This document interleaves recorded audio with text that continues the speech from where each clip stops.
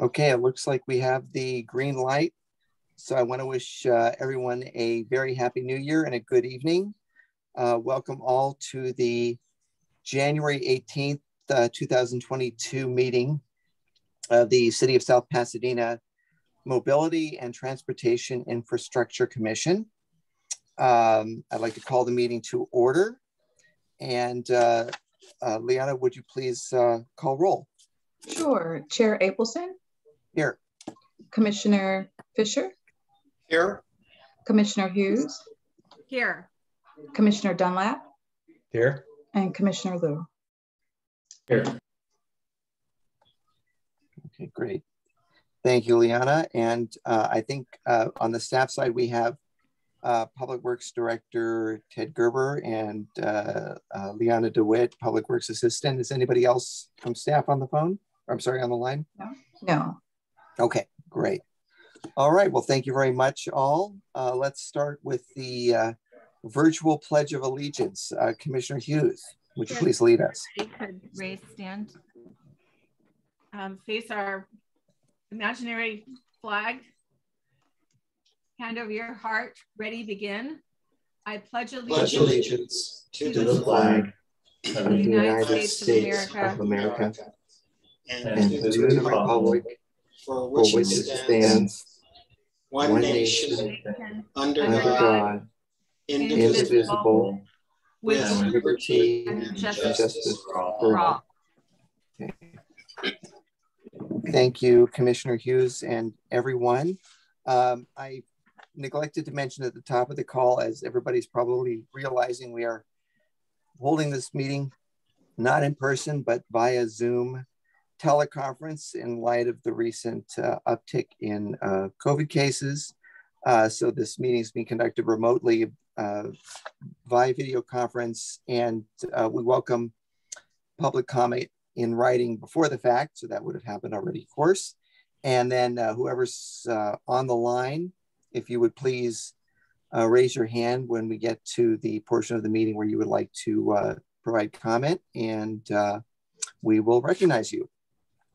So with that, why don't we start with item 1 on the agenda, which is public comment. Liana, do we have anyone? Yes, I believe we do. Mary Urquhart, I believe, wanted to speak, as well as Brett. Okay, why don't we start with Ms. Urquhart? Welcome, and you have the floor.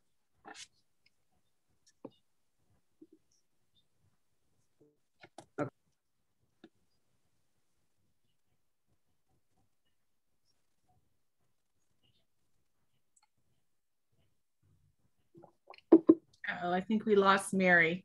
I don't know why it's going in and out of mute. There she is. There you are. Okay, so Brett Barnard and I are neighbors, and Brett will be giving a brief history of the intersection that we're going to comment on, and then I will speak after. Hey, Mr. Barnard. Commissioners, appreciate your time and your service to the community. This is about an intersection, but it's also just about a problem that we probably have throughout the town with the stop signs and visibility of those intersections for the stop signs. At the intersection of Milan and Monterey, we've had numerous accidents there. And most recently, Doug Yocomizo, who is very active in our community, was biking southbound, and stopped at the intersection, proceeded through it. Car didn't yield to the stop sign and ran the stop sign and struck him, and he was hospitalized for it. He's back home, he's recovering, but he's hurt by it. And this summer in June, my daughter was driving northbound. This time a car was going westbound, ran the stop sign, excuse me, and struck her broadside, probably doing 30 some odd miles an hour, totaled the woman's car who was driving. My daughter was uninjured. The other driver went into shock, I believe was uninjured. We had another incident about 8 years ago, and that was a gentleman, apparently, Mary was reminding me of this, who was walking his dog through that, and that gentleman has lifelong injuries from it. We had an incident before, I believe, the stop sign went into place where there was a minor who was killed at that intersection. But what I'd like to request is that the commission put forth to the city the consideration of this stop sign, but then also looking for other intersections that just lack the visibility, lack the attention that they need to give to these out-of-town drivers. And generally that's what it is. It's somebody from out of town, just is not aware of the traffic stops and running the light. Now, maybe somebody's on the phone, maybe not, but even that, if there's adequate warning, it'll catch their attention. And this is a pretty expensive price to pay for something that is pretty inexpensively cured. So if we can upgrade the stop signs to stop signs that are more reflective, reflective tape on the poles, it may be at some intersections, it's putting that warning that at Milan and Oak, there was a new stop sign installed, and there was a warning maybe 150, 200 feet prior to that a stop sign is, they're approaching a stop sign. We just need to look at it. It's cents, just few cents in the big picture, that it would be very meaningful for a lot of lives that are affected by this lack of expenditure and attention. So appreciate your looking into this, and we hope to be on the agenda in the future. Mary? Thank you, Mr. Barnard. Those are very well received, good comments, and some. I appreciate the specific suggestions as well. That gives us something to start with. Okay, let's go to Ms. Urquhart. Hi, I live at 1210 Chelton Way. Hello again. And I've been following this commission. Actually, I was really very excited that you voted to put a stop sign at Meridian and Oak. So needed. And I know that you're working to mitigate traffic around town. Thankfully, we already have a stop sign at this intersection. And the police have been doing a wonderful job ticketing people who don't stop at the intersection, but you know, I think it's just drivers not paying attention. I don't think they're deliberately running the stop sign. So thank you. We really hope that we can get this on the agenda. And I have already called into Ted Gerber, who was so responsive. And actually I contacted Leona as well. And I'm just very impressed with the response time of all those that I called, including the police chief, to ask if they had any recommendations. So we're hoping that there are paddles or buttons or maybe increased notice ahead of time. One additional comment I do want to make is that when traffic is backed up during school time, it's a lot of the people who've waited a long time to go eastbound on Monterey are flying by the time they get to that stop sign. And some don't even notice they get to the stop sign. And also there's only one pedestrian crosswalk, but I'm not sure where we put one in because a lot of people cross on the other side of the street. So I think it would really help greatly to have crosswalks on both sides of the street, in addition to other traffic mitigating things that you may decide to do. I really appreciate the work that you're doing. I know it's a sacrifice to be doing this right now. And, you know, it's a sacrifice to serve on the commission, and you've had really long meetings. I've signed off before they've ended. And so I just want to thank all of you for all the time that you spend on this. Thank you. Thank you, Ms. Urquhart. Those are wonderful comments. We appreciate the recognition, and this is clearly it's an important issue that we should be taking a look at with staff. Is there anybody else speaking on this topic or has public comments? Leona, no? Okay.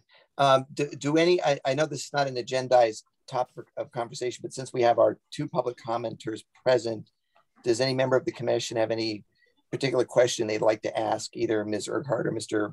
Barnard? We do have one more, Chair. Oh, on this topic or another?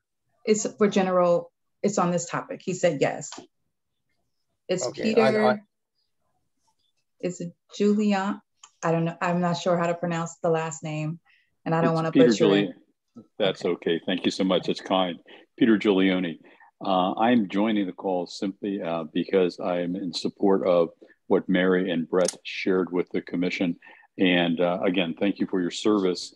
And I'm strongly encouraging you at this point to consider making the adjustments needed in order to make that safer.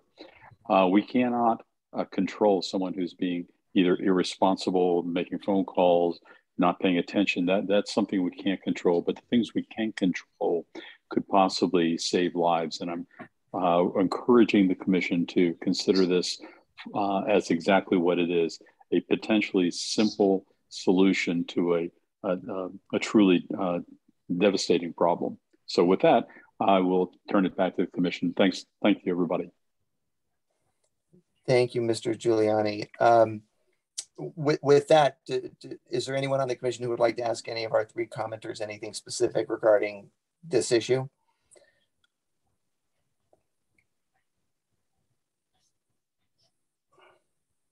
I'm not hearing anything or seeing any hands. Kim has her hand raised. Okay, Commissioner Hughes.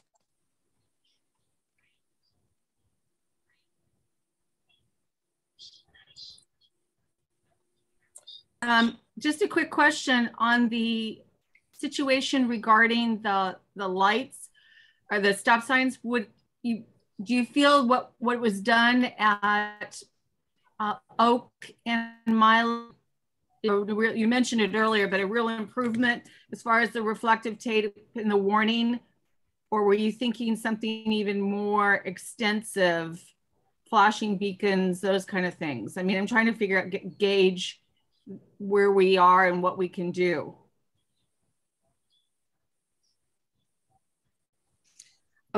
Brett may have a similar response.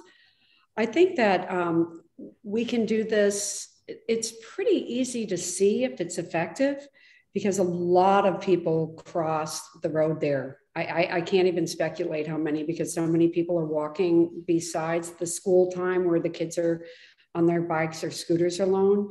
But I think that's very effective what you did at Oak. I think it's really terrific. I don't know the cost of all, but that in my mind, I think that would really be a huge improvement and would certainly make it more noticeable. Brett, I know that you had some comments on that as well. Yeah, thank you. I would concur. So I don't perceive that it's needing to electrify in any way any of the signage or what happened, what was placed at Monterey and elementary school Monterey and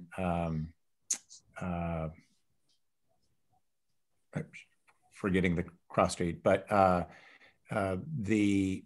think stop signs that are far more reflective, the reflective tape on the pole, maybe some reflective dots that go across, the paint on the crosswalks being more reflective, because I think this is just white paint, it's not a reflective paint. And maybe the most extreme is adding a notice sign 150 feet prior to it that they're approaching a stop sign. So it's just the wake up call. And I think these east-west streets probably the most challenging just because of the sun. If you're heading west at sunset, which is when my daughter was hit, or earlier in the day, the sunrise, that it's just another distraction, another glare. So just giving the driver more opportunity with more non-electrified warning systems. Thank you. Thank you both. I would say at this point, since again, this is a non-agendized public comment item that, and we can see if Ted has anything he wants to share, but maybe the best thing to do is for staff to take this in and go out, do a field visit, take a look at the intersection, and we can do that on our own as well. And then follow up and see if there are things that can be done operationally to upgrade, as you mentioned, Mr. Barnard, the visibility and warning of the always stop, or if something more more significant needs to be done. So Ted, unless you have something, we can, I think we have we're aware of the issue now, and I'm also very upset to hear about that it was Mr. Yokomizo, because he's actually a neighbor of ours. I like him and his family very much, and I'm very sorry to hear that happened to him. But no matter who it is, it's something that needs to be addressed. So thank you for bringing it to us. Ted, do you have any? No, I'll just add our sentiments, our sympathies with the man who was injured. Certainly don't want to, very upset to hear something like that. And we'll see if we could do something about it. Our first step will be a staff site visit to, we took a look at it on the computer today, but we want to get on the ground and take a look at why it's designed the way it is, and see if there's any sort of these simple changes that can be made to certainly improve the visibility of the site. So we'll take a look at that. Thank you. Great. Well, thank you very much to all of you who came to share this concern with us. Thanks so much. Liana, do we have any other public comments? No, sir, that's all that I have. All right. Well, thank you very much. All right, so we'll move on. We'll close public comment generally.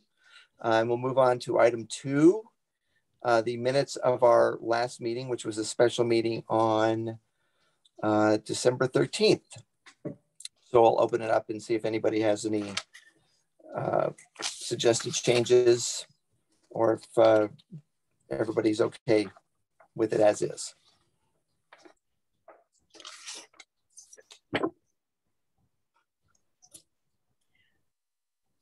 Larry, I don't have any changes, but I'm just saying that my internet keeps going out.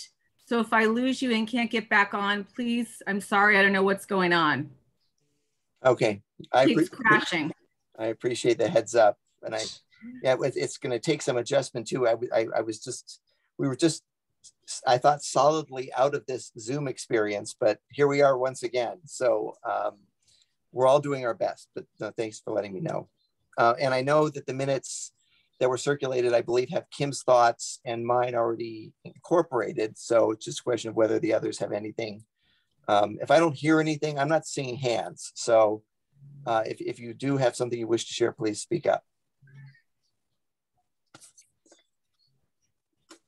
Okay, I am hearing crickets. So I'll assume that means that everyone's on board. So I'll entertain a motion to approve. Move approval of the minutes. Okay, Commissioner Fisher I'll moves. second the motion. So Commissioner Hughes seconded. All those in favor? Please raise your hands for me. All those in favor? You can say it too for me. Aye. Aye. Thank you. Aye. Thank you.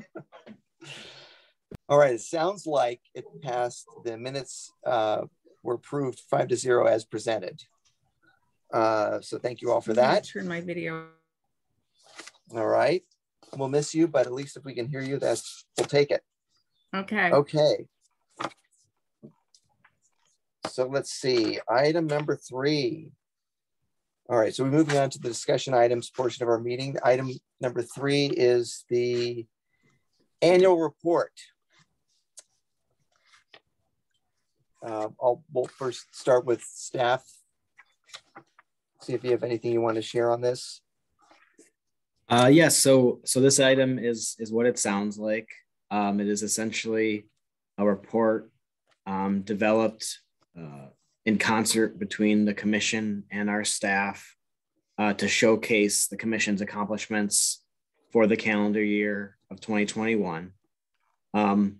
It sounds like in the past, the process for the development of this report has been to designate one or more of the commissioners to work with the public works staff to develop the list of accomplishments.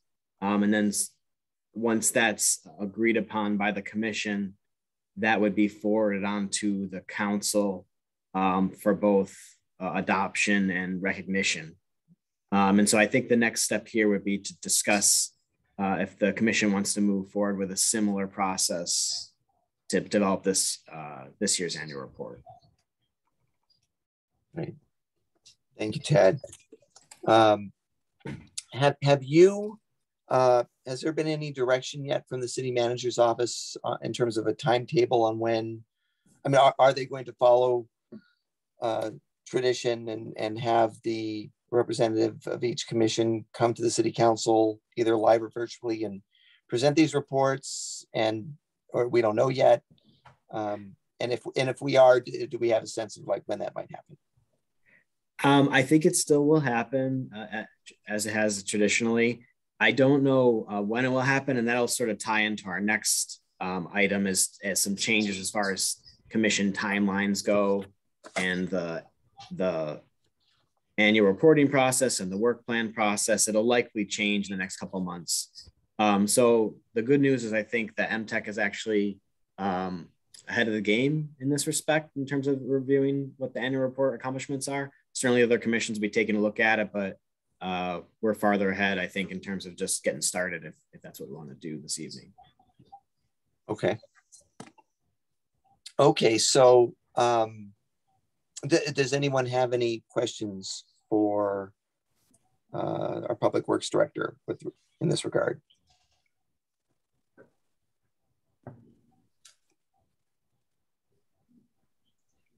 Commissioner Fisher has his hand up. All right. Commissioner Fisher.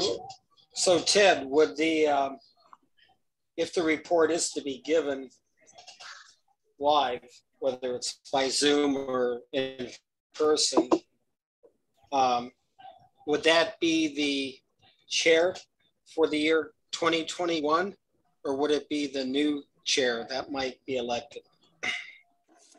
It's a good question. I don't know the answer. I would assume it's the chair from that year, but we'll have to get back to you on that one. I don't know the protocol, and there's so many changes at the executive and city manager's office level now this year that I'm certain that they'll be trying to hash out those how that will work also.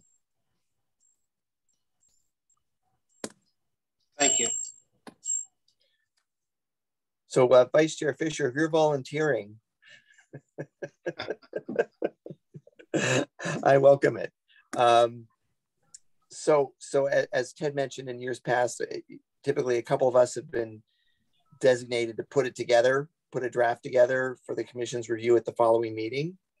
Does anyone have a particular strong interest or even mild one in being part of the group that puts the list together? Commissioner Hughes has her hand up.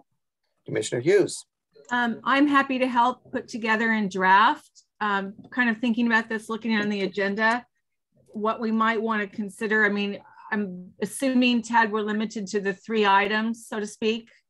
But I think sometimes we've done 3 with sort of a slight dovetail.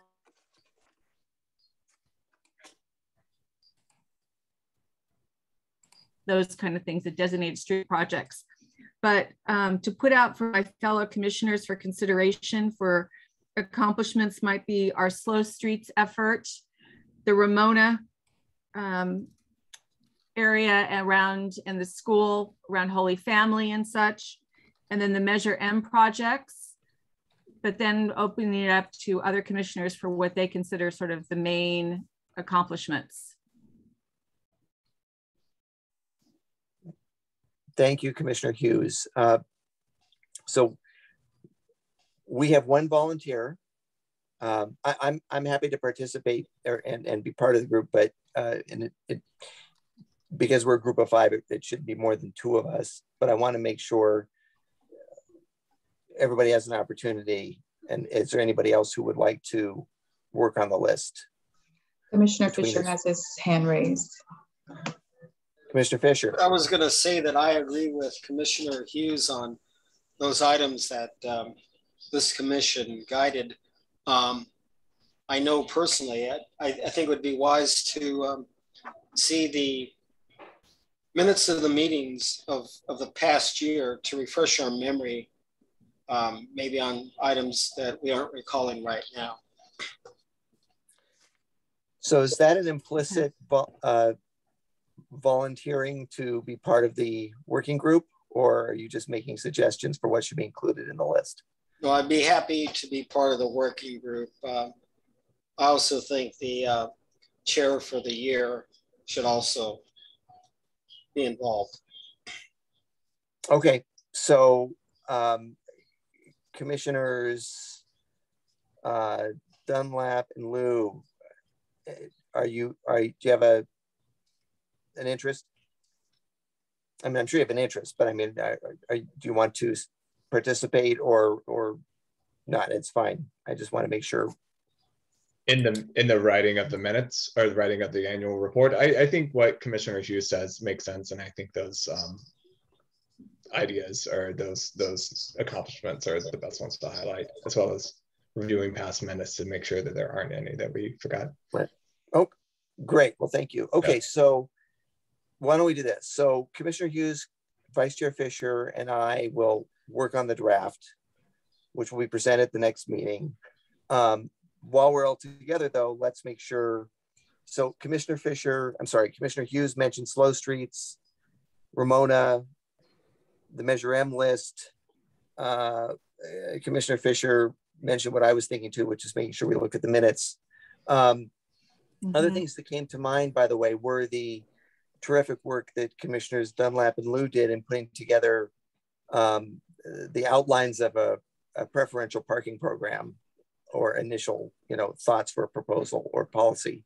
So that's might be something to include.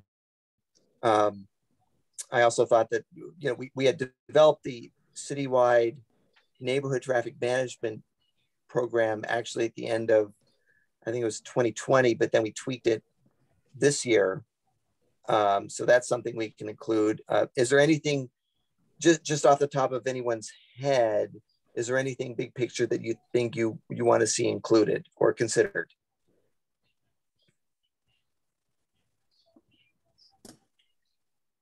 Besides robust discussion of Meridian and Oak Street. Should we revise slow streets to on-street dining? Or do we want to just call it slow streets? I think it's kind of the same program. They're part and parcel. Well, I think I'm with you because that's certainly a highlight of it, but there is the residential component of it as well. So maybe we can include, if we talk about slow streets, we can talk about both aspects of it, if that's okay. Okay, sounds good. Commissioner Hughes' hand is raised. Okay, Commissioner Hughes. Also, good point to that. And I also think somewhere we want to make mention of the streets that were slurry sealed, repaired, and the capital improvement street projects. We always kind of gets forgotten, but those are so key to those communities and to those streets and neighbors. That's a good point. And I think it was actually, it had been years in the making, but I believe it was last year that the new signal at Orange Grove and Monterey was activated. Does that sound right? I think so. We can go back and look. Yeah, from about, I think it was 300 feet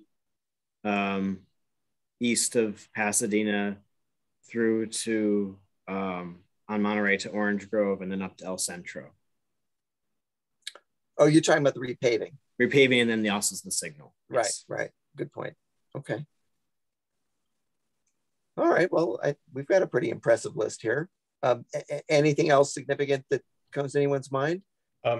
As far as slow streets and outdoor dining, I think we can talk a little bit about the outreach that was done as part of that, working with the businesses and Chamber of Commerce and really kind of hearing their needs and their wants and desires for it. Great. Sounds good. Okay. Anything else? Okay, well, I think we've got a great list to work with already. Commissioner Hughes, Vice Chair Fisher, and I will connect on putting a draft together, and then we'll bring it back next month for the Commission's review and approval. Okay, so if there's nothing else, and again, Leon, I'm deferring to you on the raised hands. If there's nothing else from anyone, we'll move on. Yes, no one else. All right, great. Well, thank you, everyone. We've got a great plan there. So next up, item 4 on the agenda: a strategic plan review and development of 2022 work plan. Sorry, that's my cat's tail that's popping into the screen. I apologize. Ted, would you please take it away? Yes. So, Leona, do you mind putting the agenda back on the screen with our that staff report for the strategic plan? So, as I had mentioned at the beginning of the last item, you may be seeing some changes to how the commission work plans are organized this year. There was, the city's undertaking an evaluation of all commissions, which is in our municipal code to do that periodically, and consider any constructive changes to commissions citywide that can impact their effectiveness. And one change being considered is aligning the work plan schedule with other elements that are on a fiscal year schedule. So our annual budget is done on a fiscal year schedule, both the operating component of it and the capital improvement program part of it. We're actually working through developing the capital improvement project lists right now for adoption in the middle of the year, at the beginning of the fiscal year. And the strategic plan, the annual strategic plan, is part of that. So we added a staff report that was already reviewed by council in December as an update on the strategic plan. Leona, do you mind scrolling down a little bit more? So you can see here, oh, sorry, just a little bit where those bullets are, yes. So you can see here, the goal of this is to maximize basically synchronizing city resources and its activities with its budget, with its staff resources. And so council adopted a 6-part strategic plan. You can see the elements right there in the bullets. The first one's about fiscal policy. Second one is about economic development, emergency preparedness at the third one. Where this commission is mostly concerned is the fourth one, enhancing community sustainability through investment in infrastructure and environmental management. So what we can do here is we can actually just sort of roll through the strategic plan, and I can show you some of these 6 goals and some of the sub goals associated with those, and specifically how they're impacting transportation goals in the city, and therefore would or could impact MTEC's work plan for this coming fiscal year. Leona, do you mind scrolling down to the strategic plan?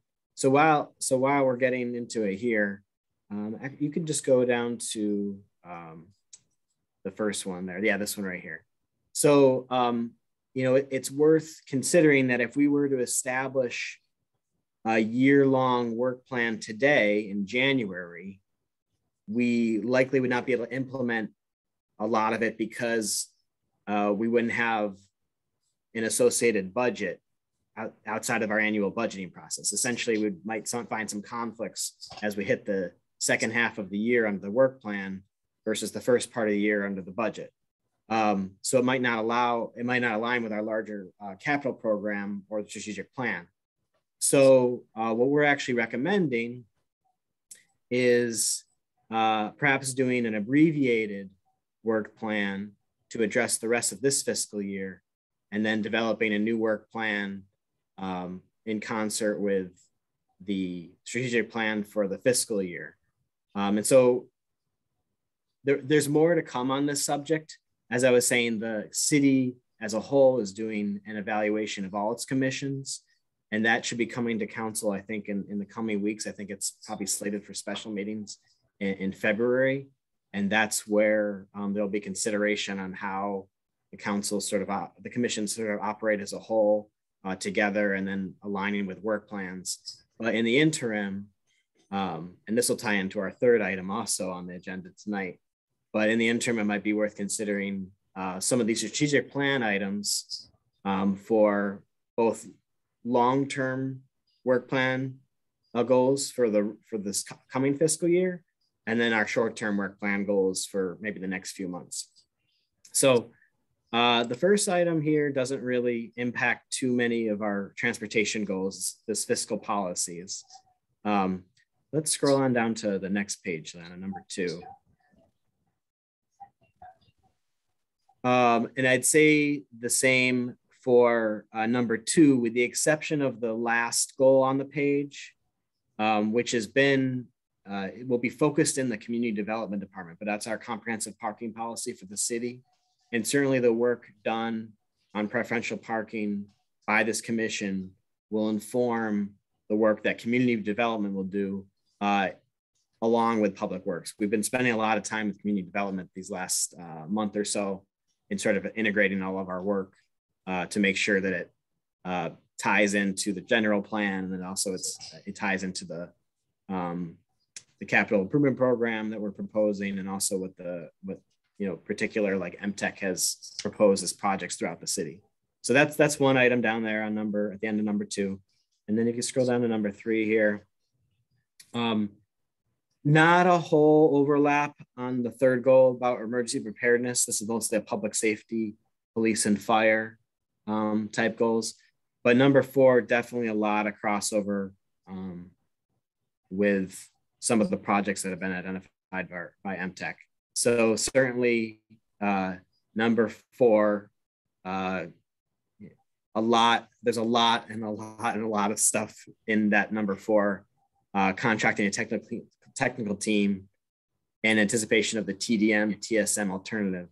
And as many of you know, the city's plans for the TDM TSM alternative incorporate multiple very large scale projects in the tens of millions of dollars of implementation, but also some of these smaller projects, they all kind of make up this whole transportation policy for the whole city. And so those are the types of things that we'll want to outline specifically what we want to address in the MTech work plan, is identifying the key elements of this particular goal.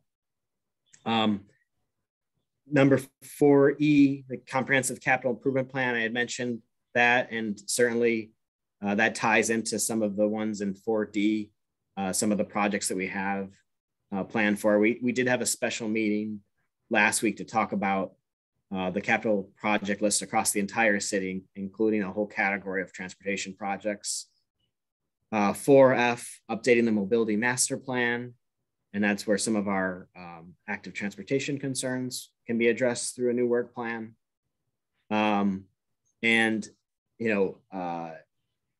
Number 4 ties in a little bit, but it's more of a, it's more of a commission. It's more of a public works commission and a natural resource environmental commission goal for the electrification of the city fleet, but certainly there's some impacts to transportation on that as well. So that's number 4, that's a big one. Not a whole lot of tie-in on number 5 for affordable housing, not just for MTech, but actually any sort of public works initiatives. These aren't really infrastructure projects for housing. And then number 6 is where we see the neighborhood traffic management policy adoption implementation, which we're planning to do this fiscal year with council, given the changes suggested by MTech and putting forth the NTMP as it exists now. So that's a quick overview of how, from the city's perspective, we're hoping to tie work plans, commission work plans into the strategic plan, and some specific things that the council wants to see from this commission to incorporate into work plans to actually get some of this work done this year. And then also my comments about how that would actually work along a fiscal year schedule rather than an annual schedule for the work plan. So I'll sort of open it up here back to the chair to discuss, but that's the staff's advisement on this issue.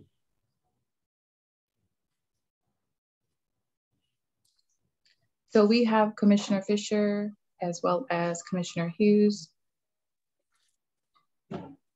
Okay, I was speaking while I was muted. I was just saying thank you, thank you to Ted for that helpful and informative presentation. I appreciate it. And I think you said Commissioner Fisher first. Did I get that right? All right, so we'll go with Commissioner Fisher and then Commissioner Hughes immediately after. Ted, thank you for that overview. As we heard in the beginning of our meeting during the public comment period, several individuals commented on the need for a small improvement, like putting in an advanced stop ahead sign at an intersection.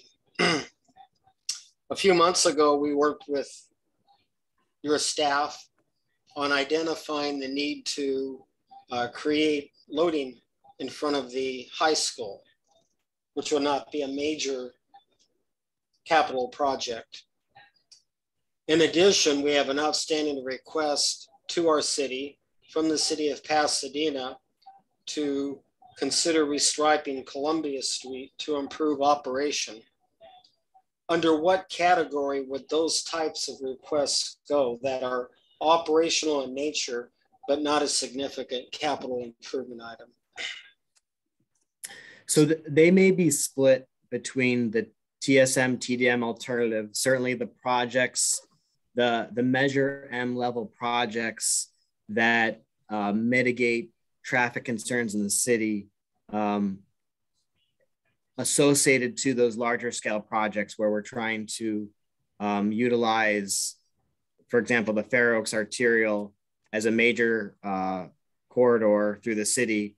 And in order to see that happen, we have to make adjustments to other types of intersections in other parts of the city. So certainly like the Pasadena intersection, as it's related to, the changes that are impending at the 710 Northern Stub, that would be part of that TSM TDM alternative. I would say that the other types of projects that are recommendations from the community that they feel the impact very personally, very importantly in their own neighborhood, that would be more of, as you said, an operational concern that we would put forth under the neighborhood traffic management program. Now, the neighborhood traffic management program is an interesting concept because it's like part CIP, part operational. And that's probably how we plan on implementing it this fiscal year, as maybe a tiny CIP project to get the actual program implemented so that residents can submit their requests.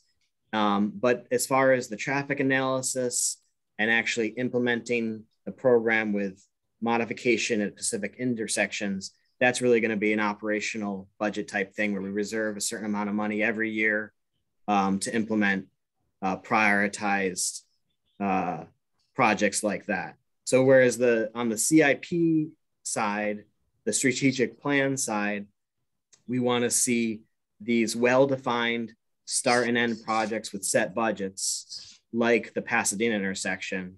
And on the operations side, we want to see continual improvement, money set aside every year to implement different projects that sort of come up across the city. I'm not sure, hopefully that answers the question. So some of these operational concerns could be accomplished as part of your operations budget, the amount of which I don't know what that is, but you're saying it could be absorbed as part of your routine work program. Yeah, that's our hope because, certainly, for example, we talked about Measure M and we prioritized some Measure M projects at the end of last year. A handful of those larger scale, we're talking about like traffic signal installations and different restripings and things like that. those are larger ticket items that we want to be part of the CIP program. But we have other funding sources like our Measure M local match, which we've used in the past to do resurfacing projects. But a successful project here was a combination of the resurfacing and the traffic signal. That was a CIP project. But certainly we can utilize some of our operational funding through some of these sustainable grants to implement some of those projects. It's just about being able to set aside that money and having a process like the NTMP and MTEC's consideration of NTMP submitted projects to actually act as a clearinghouse for those types of things during the fiscal year. Thank you. Hey, Commissioner Hughes? I'm sorry, Commissioner Hughes? That's good. Thank you. Thank you. Thank you, Ted. That was really helpful. And it looks like everything is very succinct. And I like that there's like overarching major goals and what the sub items are. I just had a couple comments. One, to sort of dovetail off what Commissioner Fisher was commenting on. I want to make sure that, we have these large projects, but I don't want to lose the small ones like he's somewhat referring to. And mine are to make sure that we've got enough money to really deal with the resurfacing and the local street improvements. Over the years, those have all fallen under the capital. And for a number of years, we were behind. We were always 1 to 2 to 3 years behind what had been earmarked and approved to be executed. And there was lots of reasons, whether it was, bundling together contracts, various sort of roadblocks. But, the city residents and businesses for many years didn't have street improvements at all. I recall, Larry, you might remember, and John might remember, at one point, I think our entire capital improvement street budget was $8,000 for many years. So we want to do the big projects. We want to see the Fair Oaks improvements. We want to see the loop ramp. We want to see that, but the people also need to see improvements at their, when they get out of their driveway and they don't have the crumbling streets, which we've had people actually bring to us and dump the crumbling road on the table. So I want to make sure that gets covered. The other is we've always been limited on traffic studies.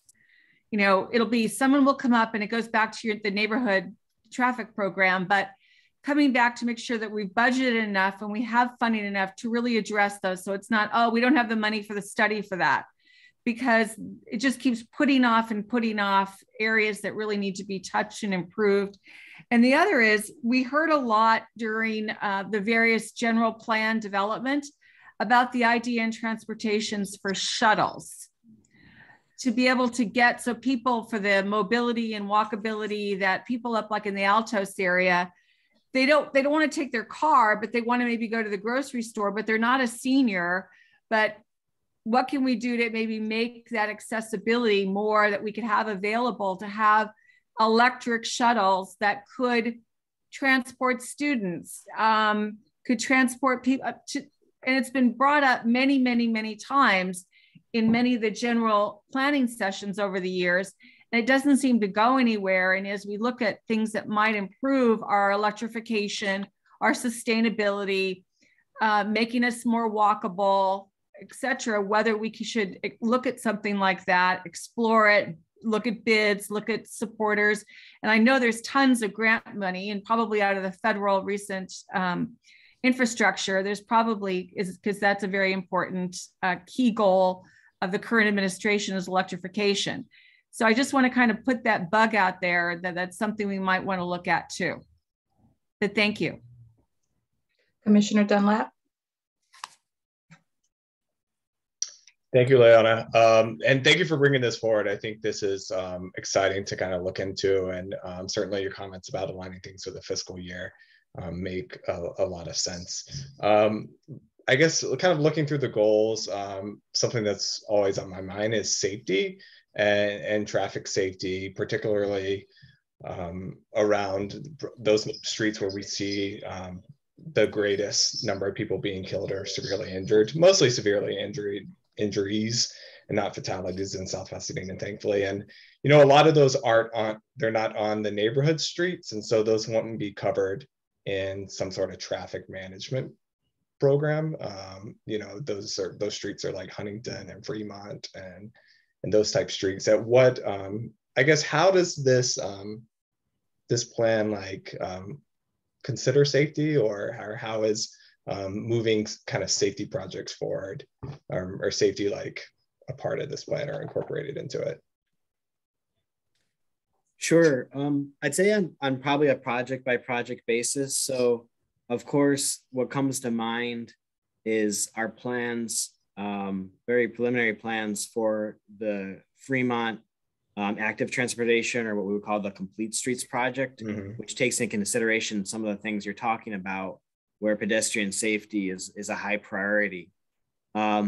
That's one of the projects that we're focusing on getting started with right now. I'll say that, you know, I don't know what the history of the project integration has been in the city in the past, but what we're really looking to do, and it's been facilitated by our capital improvement program coming together this fiscal year, is really integrate these projects in such a way that they support each other and they make sense as they're being put together. And so that's an easy one to start with, because we very much understand the goals of that project. But for example, as you mentioned on like Fair Oaks and Huntington, we've got a couple projects that sort of tie together here, and they all stem from the 110 interchange on Fair Oaks and Grevillea, south along the Fair Oaks corridor, and then talking about how the Measure R Huntington project would sort of be incorporated into that.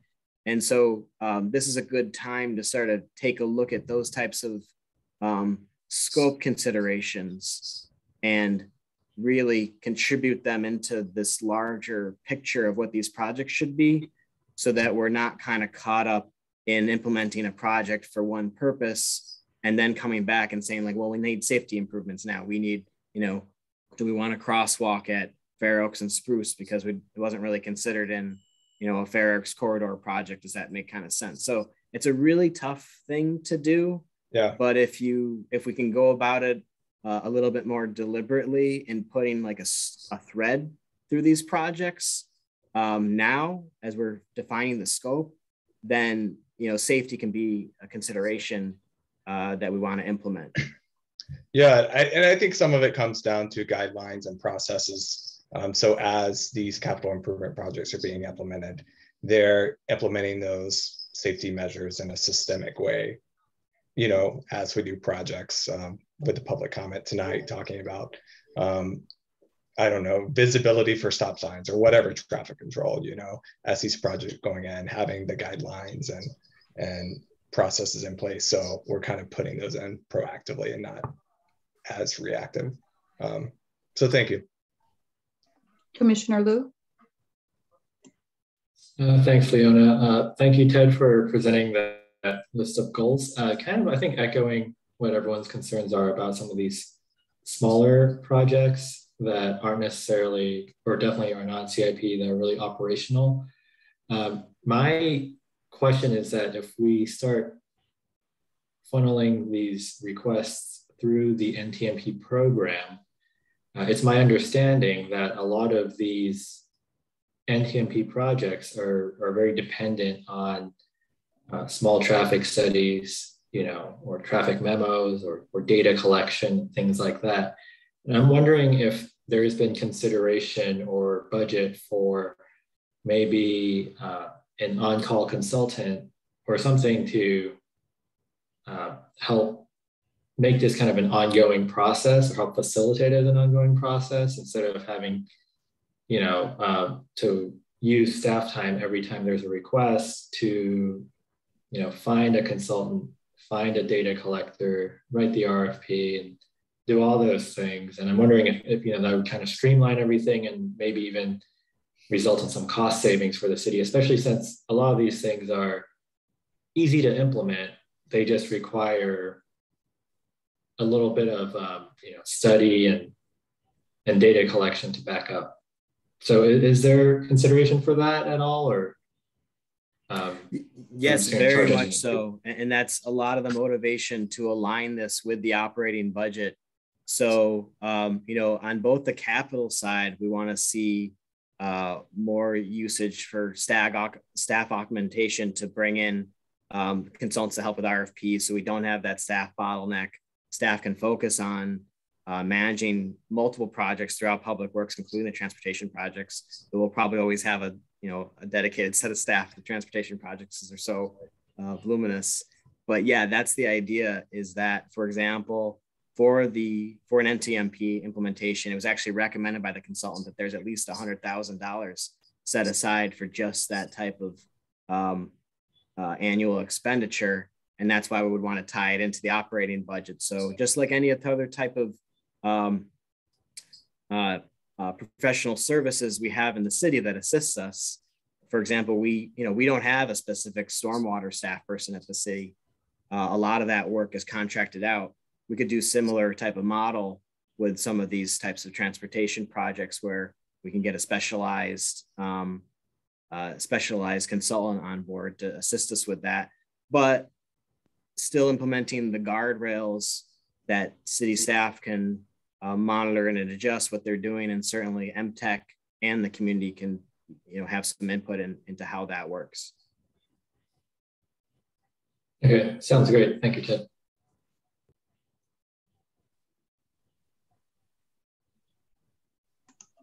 No one else, Anyone Larry? else? No. Okay. Thank you all. That's a very, very informative, helpful discussion. And I think a lot of good points. And just so I understand sort of the action item for tonight, so to speak, Ted, I think what you started out suggesting is that we come up with a work plan for basically from now until what, June? Yeah, I mean, that's the recommendation at the most, I would say, to June. I wish I had some more information. It's a little bit premature to see how this will work out, because we'll be doing this commission evaluation next month. And it could be there's no changes, and so we implement an annual work plan for 2022. But my understanding, it is recommended by the Public Works Assessment in December, and also in general being recommended across all commissions for the city to basically realign with the fiscal year. And so if that actually happens, then June at the most would probably be a plan. But the budget process of the year starts now. We're developing the capital project list. We'll be making mid-year budget adjustments next month. We'll be having discussions with the different commissions about how that capital improvement program, it's a 5-year program, but only the first year is adopted with the annual budget. So we'll be having those discussions about our commission's particular projects on that list.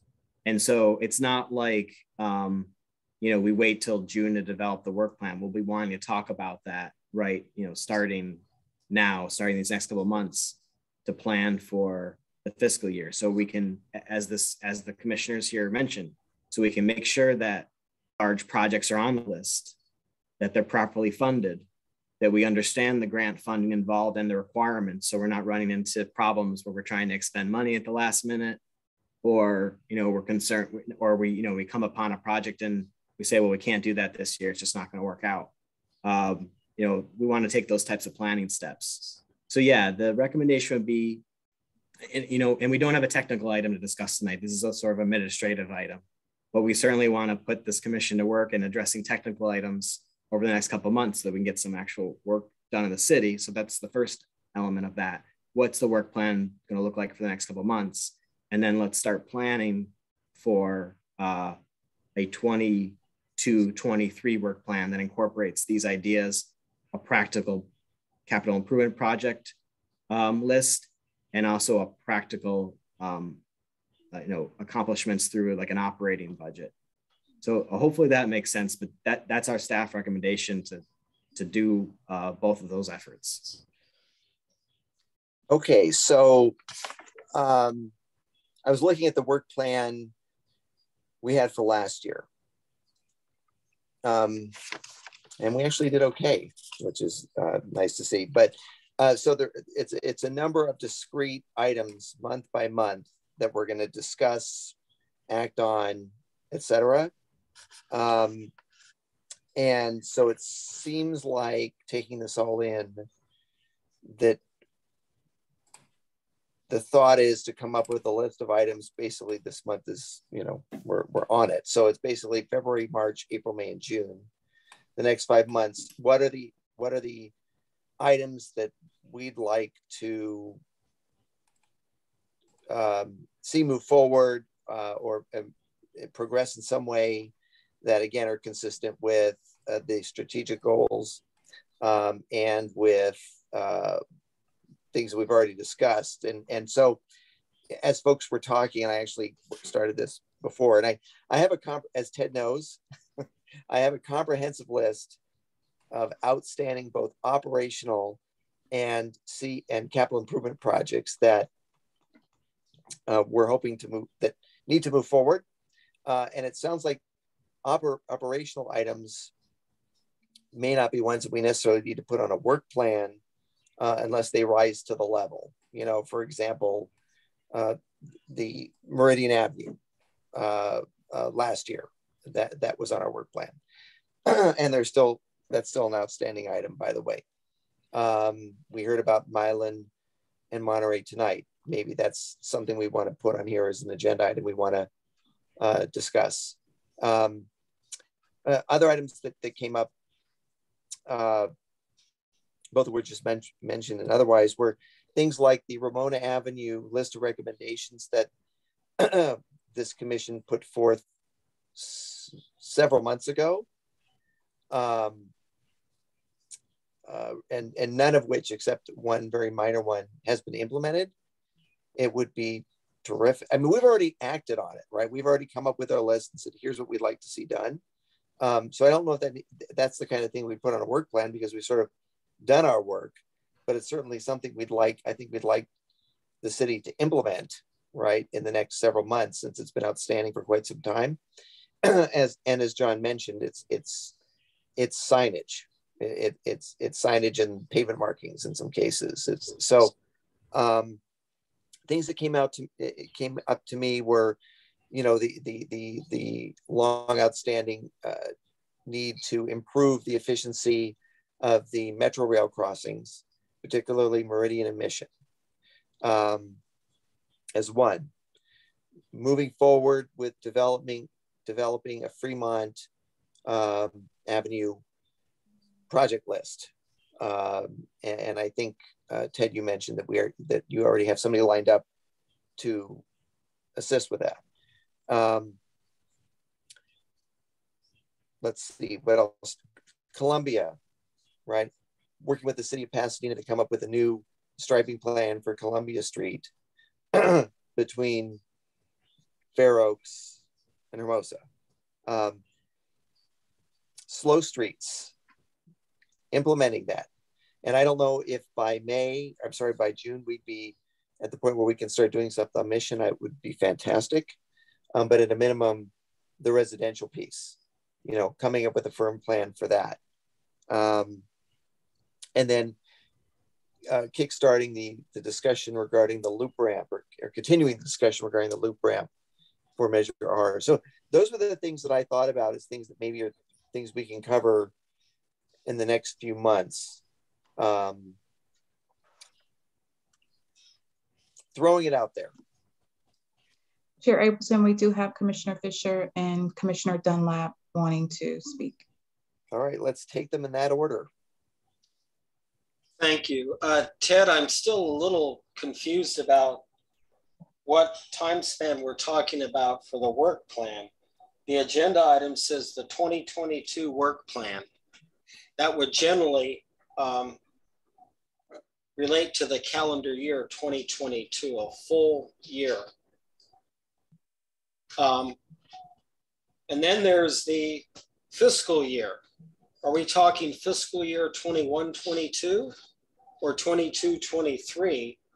It would seem like we want to identify our work efforts at least a year ahead. So I don't understand why we would be identifying what we're going to do for the next 5 months. So could you clarify if we're talking calendar year 2022 or fiscal year 21-22 or fiscal year 22-23, or from January 2022 through June 2023? Of course, yeah. So you have me a little disadvantaged because in a way I'm trying to predict the future of an outcome a month from now as to how the council will rule on how to handle this. And like I said, they may just stick with the current process, or they may find that it makes sense to reset to the fiscal year. So I am talking about the fiscal year.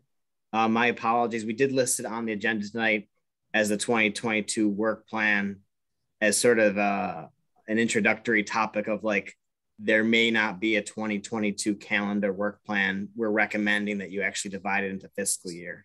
Which fiscal year though? Well, and that's the point, is that I'm talking about both, and I'll say it like this. Right now, let's talk about, from the perspective of the capital improvement program, we're doing both.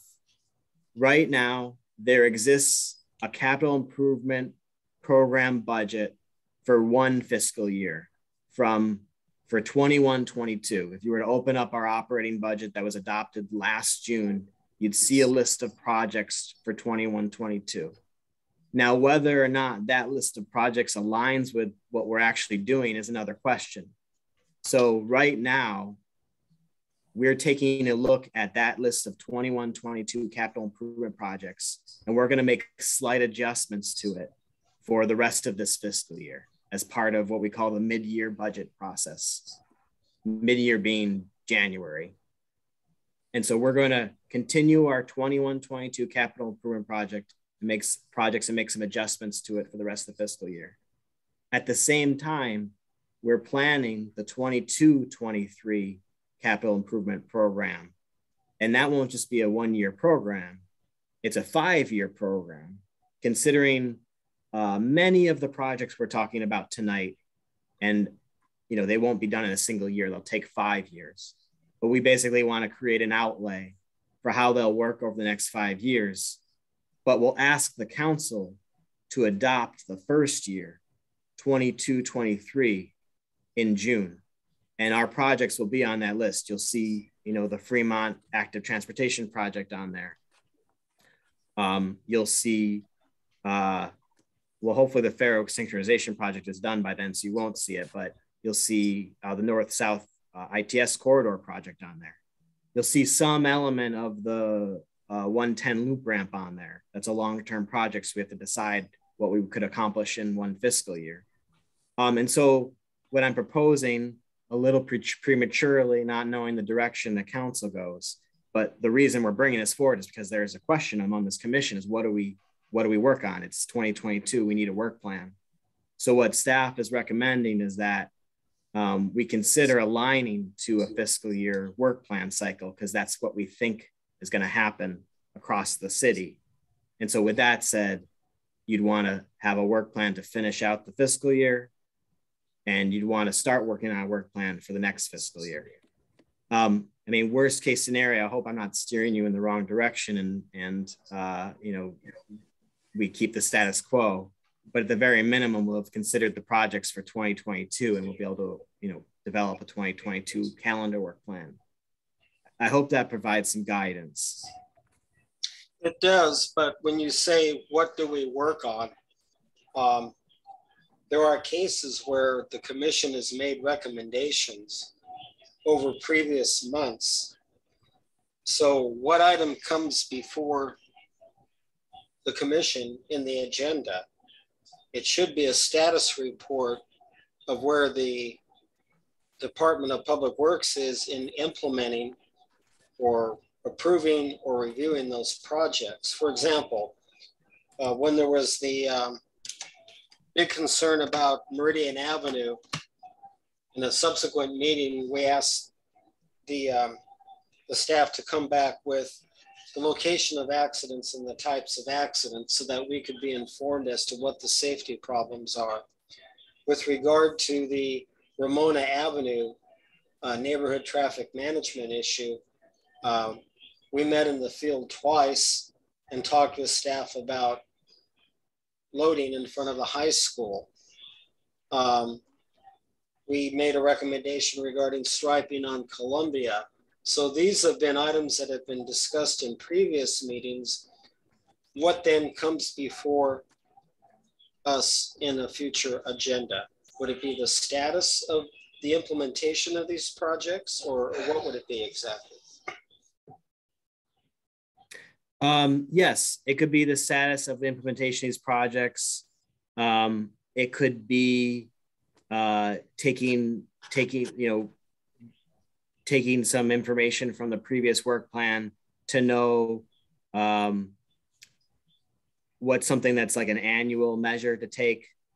For example, we were talking about street resurfacing. Typically, we would do an annual resolution on selecting streets for resurfacing or for slurrying. It could be a number of things.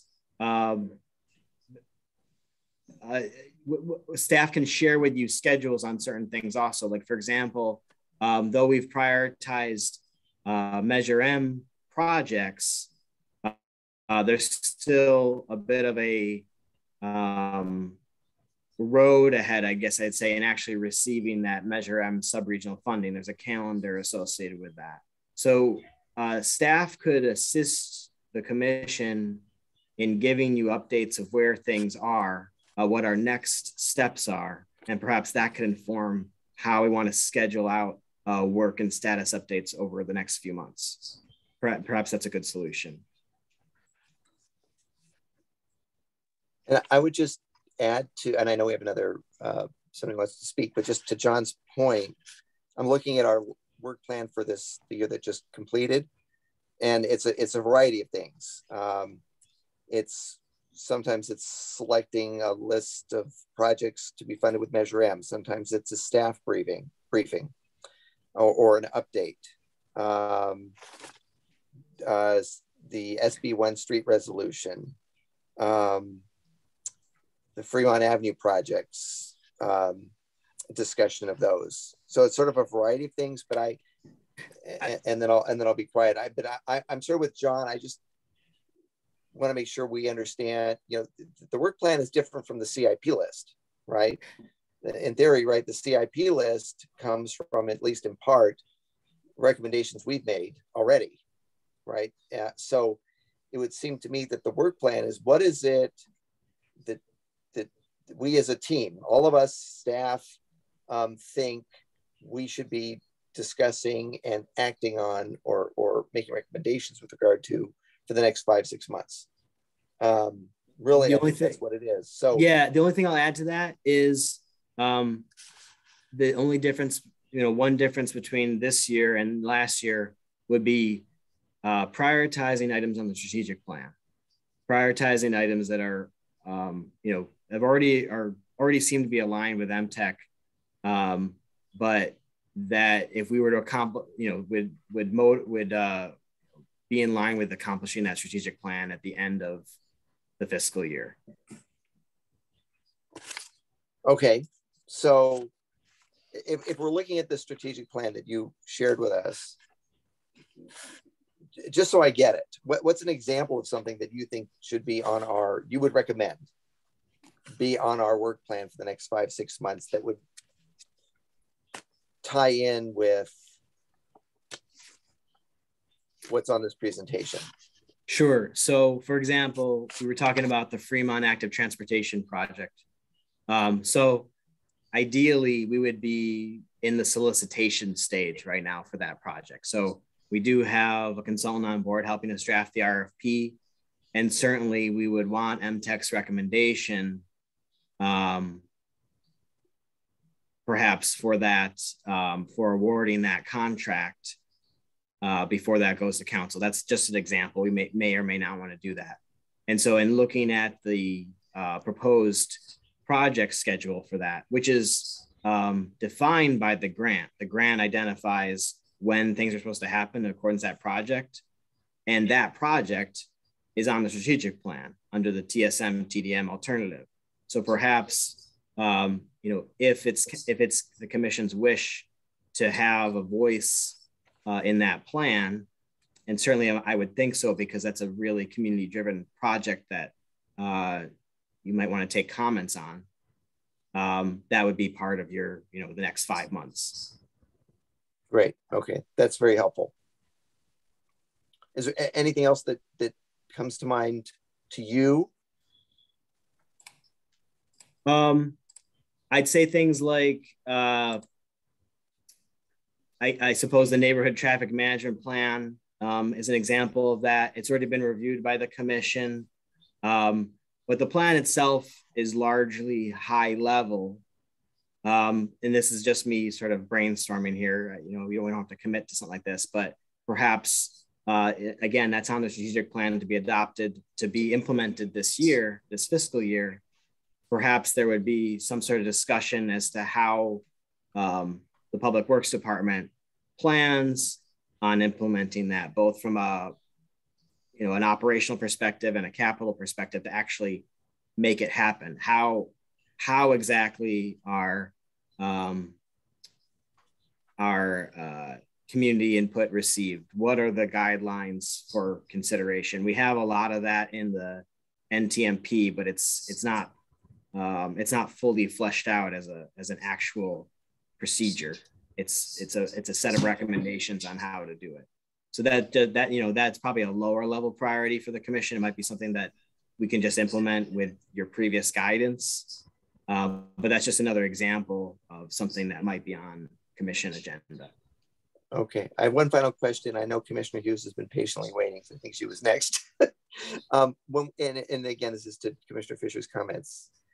When we talk about things like the Ramona / Holy Family Church / South Pasadena High School list, which to me at this point is operational, and is that something that you think is appropriate for a work plan for the next several months, or at this point you have what you need from us and it's just a question of getting it implemented, and it's not something that we need to have on our list again?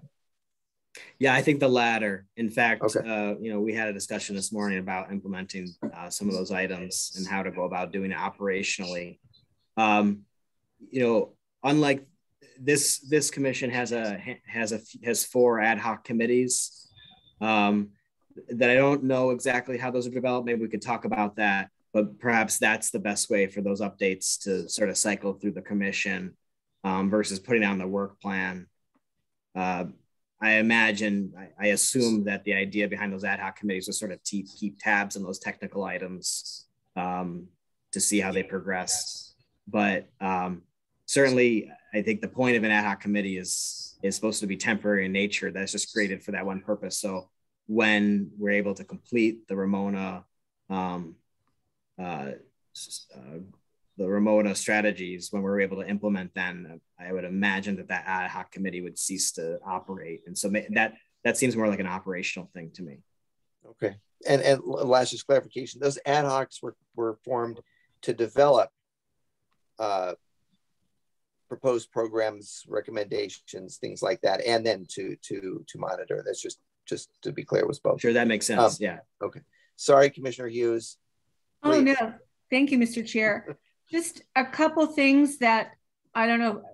First, some on this commission might recall that we used to have a running list of our projects. We had sort of the list of the streets that we knew were going to be resurfaced, the ones that were going to be slurried. We had the ones that were projects. We had a list of these ongoing projects. And it's like, that might be helpful to have this continuing list so we're all on the same page. So we know, and they can fall into different buckets, but at least we all have the same information. So it's the Ramona project, it's the Gold Line crossing, it's what we need for Fremont, it's what we need for Meridian. But as I look at the list of strategic and what you see, when you say that we want to do a master plan for walkability, et cetera, that seems bigger than something we're going to do in 5 months, or even, you know, it's like, what is that? What are the components of it? What's the budget for it? It's kind of a vague, you know, item.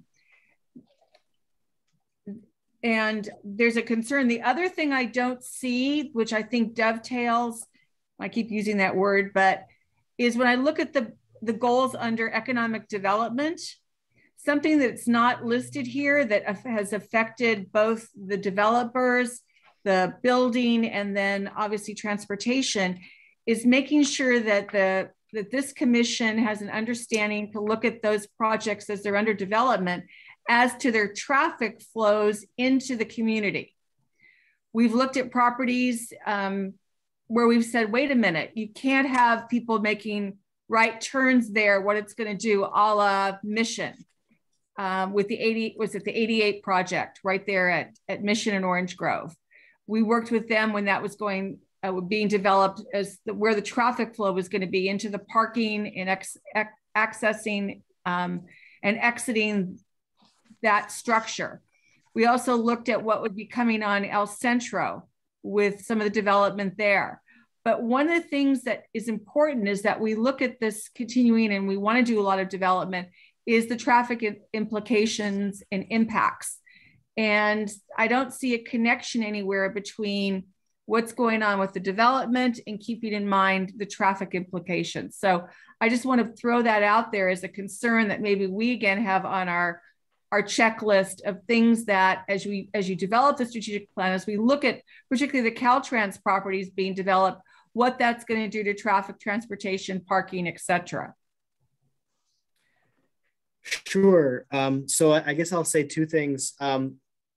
With regard to keeping tabs on things that are happening, projects, probably mostly operational projects that we're talking about that are small scale, we could certainly do periodic updates throughout the year, as I think maybe perhaps we've done in the past. That's certainly how council handles it, where, you know, perhaps every quarter or so there's an update on select projects that aren't necessarily on the work plan but have the attention of the community.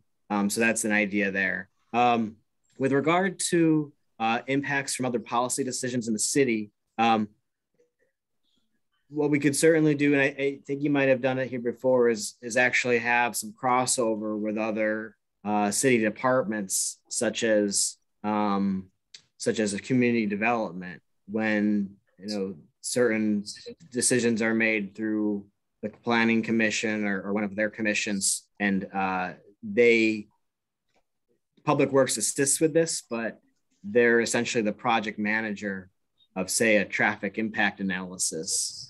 And then there might be some resulting output from that we could have, you know, visiting presentations from other departments. We've certainly done that at the NRAC when we're talking about like heat mitigation, building codes and things like that, things that Public Works not necessarily be the expert on, like cool roofs or something like that, but we'll have somebody with a planning building code background sort of inform the commission. So that might be an opportunity there.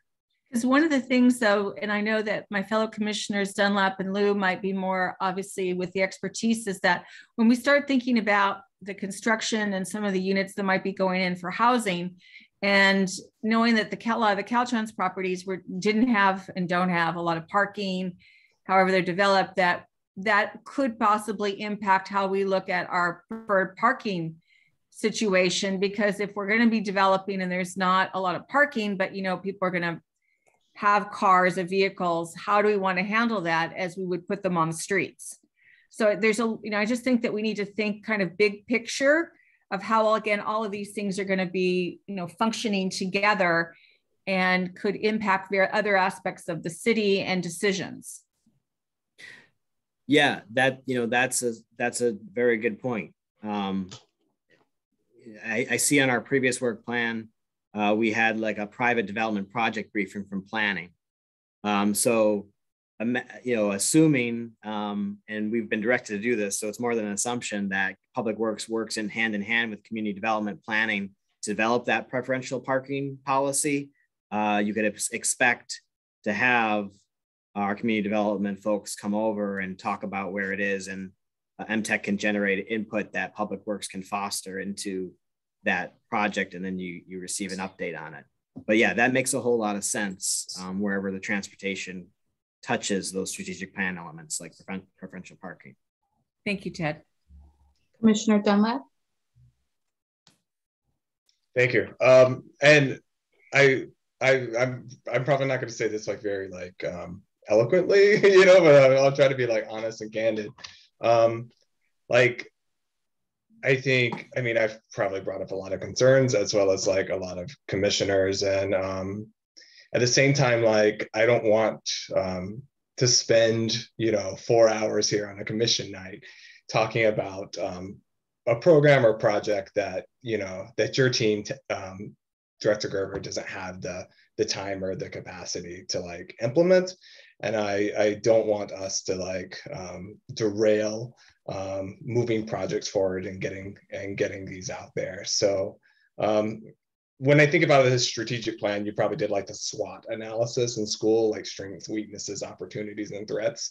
And I think the weakness of the weakness of South Pasadena is probably the limited capacity that your team has to really carry things forward. So throughout this process, I would really kind of value your input as to like how you see this commission integrating into your process, the process with development, like Commissioner Hughes mentioned, and I think existing projects, because like, I don't want to spend all night talking about Fremont Avenue if you're not going to have the ability to ever implement anything on Fremont Avenue. So to that, I would love to talk about projects, and I would love to see a list of things. I think there's a lot of anxiety that comes up in me when I know that I have concerns, and I'm wondering if like, oh, those are those lost, like every time I walk through, like, I always mention this, like Fremont and Huntington, and I see like someone in a wheelchair, there's someone using a wheelchair, can't like get through this intersection, you know what I mean? And like, to me, like that's, it sucks, you know what I mean? It sucks, especially when we can spend like $10 million on Fair Oaks, you know what I mean? And we can't figure out how to update those curb ramps. And I like, that's just something that I'm like, oh, if I knew that was like on a list somewhere, that was coming, like it would calm me down a little bit. So I guess overall, I don't want to give you too much work, and I would kind of love to hear how you think you would like this commission like to integrate into like your projects instead of so much us kind of driving your agenda or your work agenda. Does that make sense? Yes, makes sense. So I'll say two things. Like, number one, that's one of the main reasons that the city is, as it's written in the municipal code to do this periodic evaluation, is why they're doing this. Some commissions have a lot of volume, are very productive. Other commissions, there may be some overlap opportunities for how, what types of projects they look at and stuff like that. So that's why there's this citywide evaluation to say, like, does staff resources and budget resources align with the workload being imposed or being, not imposed, but being, recommended and identified by the commission. So that's sort of a citywide resources evaluation. From the perspective of this particular commission, that's where I think a work plan is very helpful, because we only have 12 meetings a year, barring any sort of special meetings. And so outlining that work plan is basically, what are the 12 most important subject areas that we definitely want to touch? And then we do know there's all these operational priorities that come up here and there. We've got public comment. There's things we can do from an operational perspective that you don't have to keep tabs on necessarily. But to have that work plan in place, we know to focus on what your priorities are. And then if we're not executing those in accordance with the work plan, then something's gone wrong. Either we're getting sidelined by a priorities prioritizing something that's not in the work plan. And that, there's many reasons that could happen. But, you know, what I've heard of happen to city is, you know, the work plan sort of gets sidelined and other people's priorities, however they come into play, so sort of take center focus. You mentioned prioritizing the items on the strategic plan. And 5 months is not a lot of time, right? If we're developing this for the next 5 months. But I will say the strategic plan is supposed to be for this coming year. Right. Yeah. But we're developing our work plan, right, for the next 5 months. Yeah. Are there items that you would recommend us kind of tackle in those next 5 months, knowing we can't get to all those 5 items, or not all 5 items, all the items in the strategic plan? Yeah, I mean, I certainly think that some focus should be placed on the you know, some aspect of the TDM, TSM. I mean, I think that's a mouthful right there. There's a lot of work to do right there, and we can think of probably 5 central projects that make that up for the city. Mm-hmm. And then also to balance that with the community need would be probably the neighborhood traffic management program. There was a comment a little bit ago about what does the staff expect from the commission, which is a good way to look at it. I mean, normally I think it's the commission expecting something from the staff, but if it were the staff expecting from the commission, this is our public conduit here. This is where we can reach the community members. People can make comments, or we can course correct, or we can throw, you know, some policy items for consideration. They'll get decided by council, but you're an advisement board. And so we want to focus, we want our work together to focus on things we want to expose the public to, so they can make comment and we can make adjustments, course corrections. You know, tedious, routine, operational issues, like you said, you don't want to spend the entire night sort of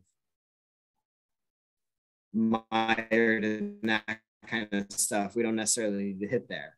What I have to look at is these larger items that affect the community and allow them to have public input, and then our panel of experts here can advise the council on that. And that's where we really want to focus. No, it's helpful. And I appreciate those 2 suggestions to bring up. You know, like I mentioned, if it's neighborhood traffic management program, I again, like, don't want us to spend all of our time talking about a neighborhood traffic management program if there's not capacity to carry it forward or implement it. Thank you. Commissioner Fisher? Yes, throughout this discussion, we've been talking on several levels. We can talk on the level of the CIP program.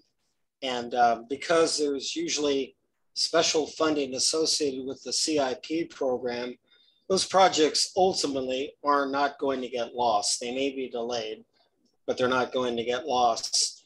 And then we talk about programs such as the Neighborhood Traffic Management Program. And that sounds like a citywide effort, and it's a high-level discussion.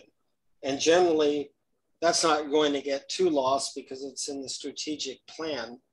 Where we tend to lose our projects is when we talk about operational projects, because they aren't on any list.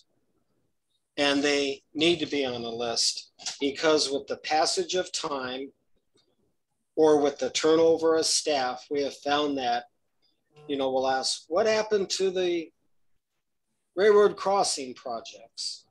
You know, they get lost. So I think we need a list of the operational projects so that they don't get lost. But I would agree that given the limited staffing available and limited resources, that we need to be very selective, and it needs to be a relatively small list. That list should not include what we heard today about we need better advance warning of the stop sign, because your staff has the full capability to know what to do to address that. On other issues that the commission has initiated, such as the Ramona Avenue Neighborhood Traffic Management Project, loading for South Pasadena High School, etc. That's something that needs to get on the list so that we know where it stands and we know what staff is going to do about it, or what is staff going to implement. So I think we need a list. It needs to be a small list. It needs to be aligned with the resources of the Public Works department. But we need to talk on that level, because we have the programs and we have the CIP project, but we get lost with the operational list. So that's what I would recommend that this commission develop.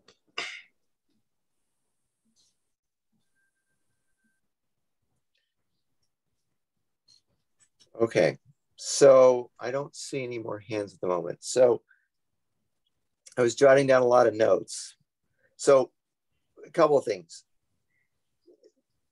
First, the easiest one. It seems like we need to, based on Commissioner Hughes and Fisher's comments, come up with a, separate from the work plan, all the operational projects that have been discussed, recommended, etc., that are outstanding, and that's more of a tracking mechanism. If I'm saying something incorrect, please let me know. Yeah, Larry, that's not what I'm recommending, because if we just have a side list that isn't part of our work program, they're going to get lost. We need to know when they're going to implement the parking in front of South Pasadena High, or when they're going to implement the Ramona Avenue measures that we discussed, or when they're going to implement the striping on Columbia Street. That should be in their work program. Otherwise, if it's a side list, it'll get lost. Okay. And it may also sort of defeat the purpose of having the work plan. I was talking about, you know, the possibility of sort of getting sidetracked and not focusing on the priorities. But I can understand how there's so many priorities that it's a judgment call as to what actually would be implemented on a work plan versus what is just expected of staff to complete operationally. Obviously, we do more than what just on the work plan. Okay, and just to be clear, the work plan is our work plan, the commission's work plan, right? So, and typically what that means is things that we're going to see on the agenda for that month. I mean, that's historically what we've been talking about. So the action item list for staff is large. And many of those things we've already acted on, but I get what Commissioner Fisher is saying. So it seems like at the end of the day, the work plan is a combination of things that we need to talk about and get and provide recommendations or direction on, as well as staff updates. And that makes sense, and that's consistent with what we've done before too. So just keeping in mind the next, you know, the February through June timeline or time frame. Here's the list of items, and maybe it's instead of a work plan where it's February this, March that, April that, May that, which is what we've done before, and sometimes we've met it and sometimes we haven't met it. Maybe we come up with a list of items that we'd like to see addressed from February to June, and then a short list relatively, and then staff can agendize or propose an agenda addressing the items that they're prepared to discuss or that they want to hear from us on that particular month. Does that make sense? So we'll have a list of however many items it is that's manageable for the 6-month period. Is that okay? I think that's good. I think it's a good place to start, especially knowing that in a few more weeks, we'll know how the city is approaching this. Maybe that's a good place to start. I say eventually we want to try to come out with some sort of schedule, so there's a bit of an expectation about what you're going to see every month. I think that's, you know, puts a little bit of pressure on us to make sure we're staying in line, and then also, you know, helps the commission stay organized. So it's not just sort of us picking what we're going to talk about, you know, before our meeting, which, you know, sometimes when you're really busy, you prefer it to be that way, but it's not the best, most structured way to work. So yeah, maybe to start, that would be a good idea once we have a better understanding from the citywide perspective. Okay, so here's the list that I had, just taking thoughts of everyone. including staff, Ted. The Fremont Avenue ATP, which is fondly known as the $6 million Metro grant, correct? That's one item. Next is implementation of the NTMP, coming up with guidelines. Next is slow streets. I think we want to have some conversation about what we're actually going to do between now and June. Columbia Street restripe conversation with Pasadena, coming up with a plan for that. Not a plan to talk with them, but the actual plan. And then I have a note here about private development projects, and that actually ties into something I was going to bring up later, which I will. But it'd be great if between now and the end of June, we have another visit with formerly planning, now community development, to hear about private development projects in the works and opportunities we might have to provide input on traffic and parking issues. Those were, and Ramona, right? The implementation of this commission's recommendations for the Ramona and surrounding area. And those are sort of the things that hit me as what might be on a work plan for the next 5-6 months. Commissioner Hughes, I can see hands now. I'm happy. Just a quick question. I think it's been such a long time. Is the Gold Line Meridian mission, the crossing goals and objectives that have been outlined by Commissioner Fisher to help improve, because that's such a important location that impacts the farmers market, impacts the businesses, obviously the adjustment we have there for outdoor dining, that we really wanted, that it's been such a long time that we wanted to improve that. And I think we don't want to lose it. It just keeps being postponed. Okay. Thank you. Thank you. Commissioner Dunlap. I'll be brief. Director Gerber, can you confirm, did the city got another open streets grant, right, for Metro? We did, but it's already spent. It's going to be for the 626 Golden Streets and the Arroyo Fest. Okay, it's not the one. It's the 110 freeway before Halloween. Yeah, I think that's the Arroyo Fest part of Okay. it. The 626 Golden Streets is May, and I believe the Arroyo Fest is in the fall, but I don't know the actual date. Okay. Are we involved with that? Yeah, actually the kickoff meeting for 626 is, I think, in a week or so with Active SGV. Okay, cool. Thank you.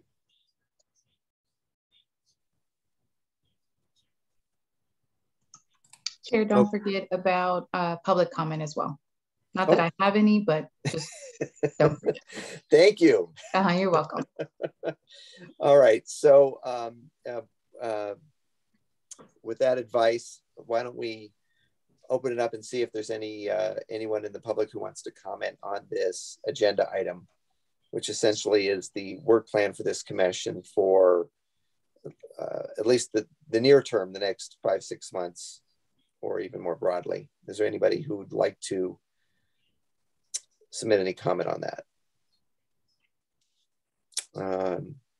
Seeing none, hearing none. All right, so that is, we'll close public comment on this item. Leanna, thank you again for the reminder.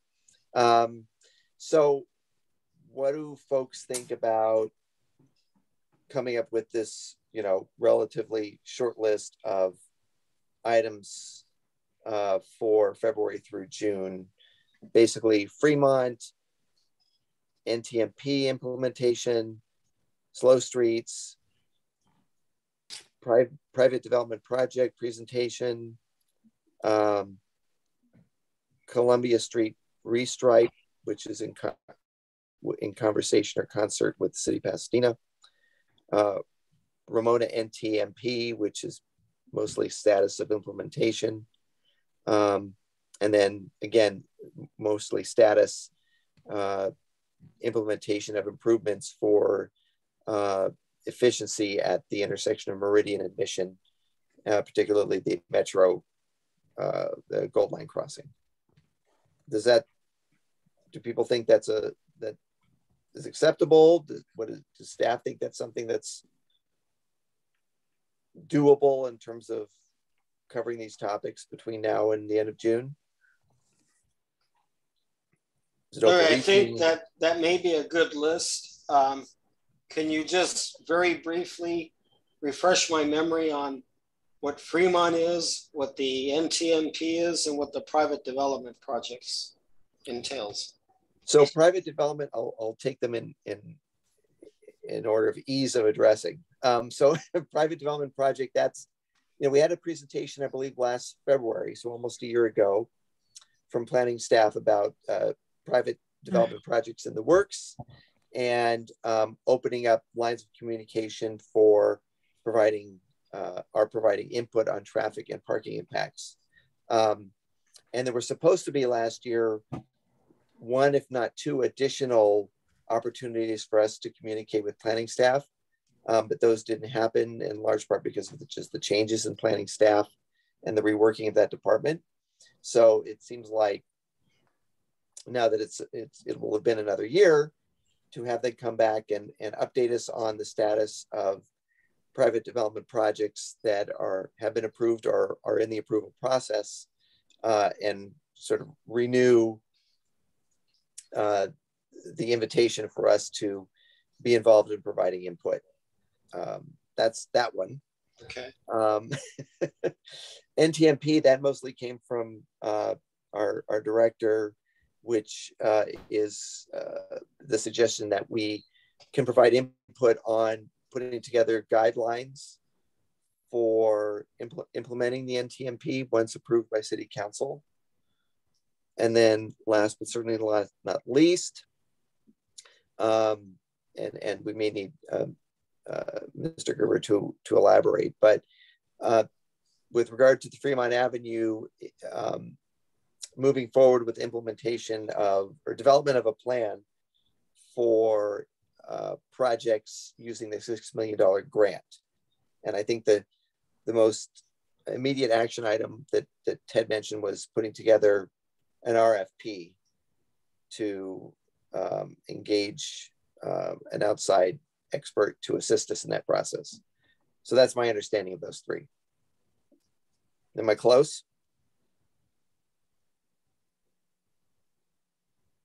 Ted's smiling, so I'm going to say yes. Is that helpful, Vice Chair Fisher? Well, would the NTMP be one where where the city would have to hire a consultant to develop an overarching plan, or what would it be? It's not a specific project, though, right? It's a citywide program. Yeah, exactly. It might be part consultant, part city operational implementation. But I think the commission's input on that would be, does the proposed implementation, the actual practical implementation of how the plan would work based on the consultant's proposed program and the MTech's recommendation, does it meet the needs of the community? Are there flaws or errors in how it would operate that don't meet the intention? So it'd be more of a recommendation about implementation than anything else. I don't necessarily think you'd have to put guidelines together. That'd be something that we could do at the city side, or consultant can help us with that. But seeing that's our planned methodology of taking projects on a continual basis and running them through a protocol versus sort of like a one at a time public comment process, the commission's input on how that actually works and refining it would be beneficial. Okay.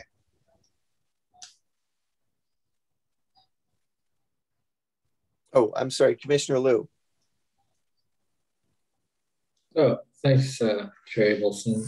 I was just wondering if we're missing out on including CIP. Is that a time-sensitive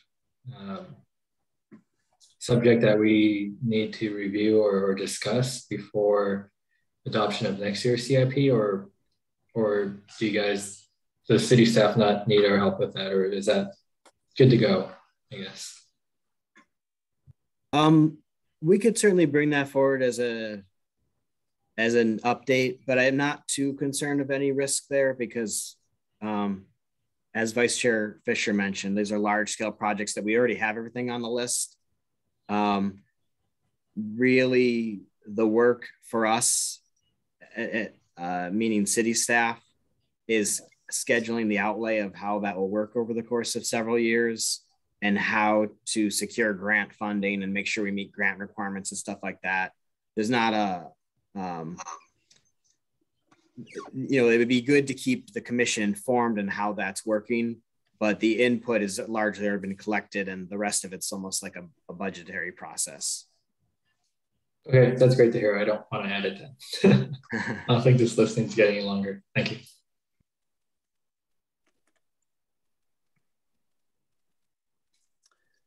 Commissioner Hughes. Thank you, Mr. Chair. Just a last quick question to tag on to what Commissioner Liu said. The capital improvement projects, can we make sure that though we get an update and know exactly where things are for the street repairs and resurfacing and slurry work? Because I know we got an update a few months ago that we were I think we were finishing up the 1920 and figuring out where we are, and if you need us to help again give guidance for any of the streets that would be selected. Sure, we gave a brief update to council about that last week. We can certainly provide a similar update here. In general, we are behind. Like you said, we're working on previous fiscal years for both rehabilitation and for resurfacing. And we also have some work to do to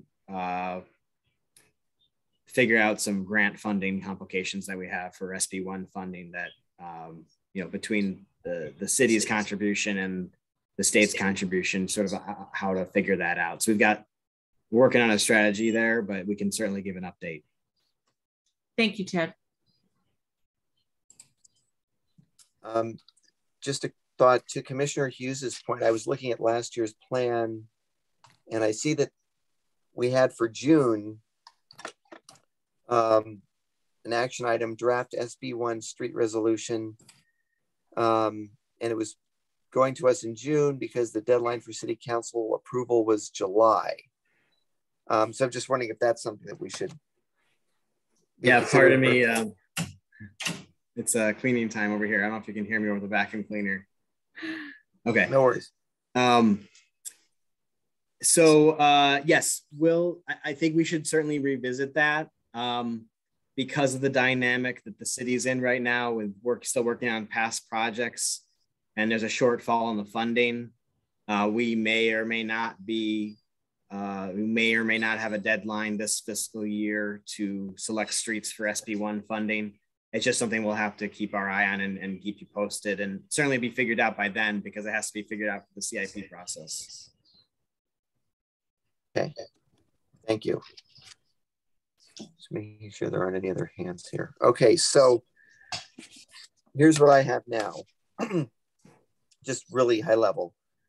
Fremont Avenue, implementation of NTMP, slow streets, private development project presentation, and conversation with community development staff. Ramona NTMP status. Meridian Mission Gold Line crossings. Columbia Street restripe design. Street projects status. How's that sound for February through June? Sounds like a good list and a heavy agenda. Well, you got to aim high, right? Go big or go home. That's right. Well, so Ted, you're smiling.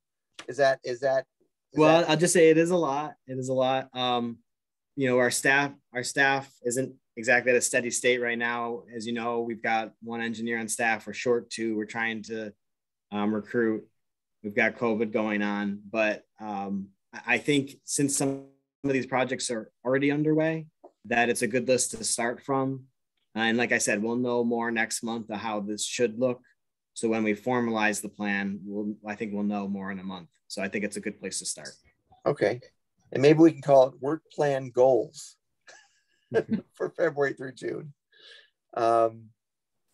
Okay, so I don't think we need a formal motion for this unless someone advises otherwise. I think we have consensus on what we as a whole would like to see in the next 5-6 months.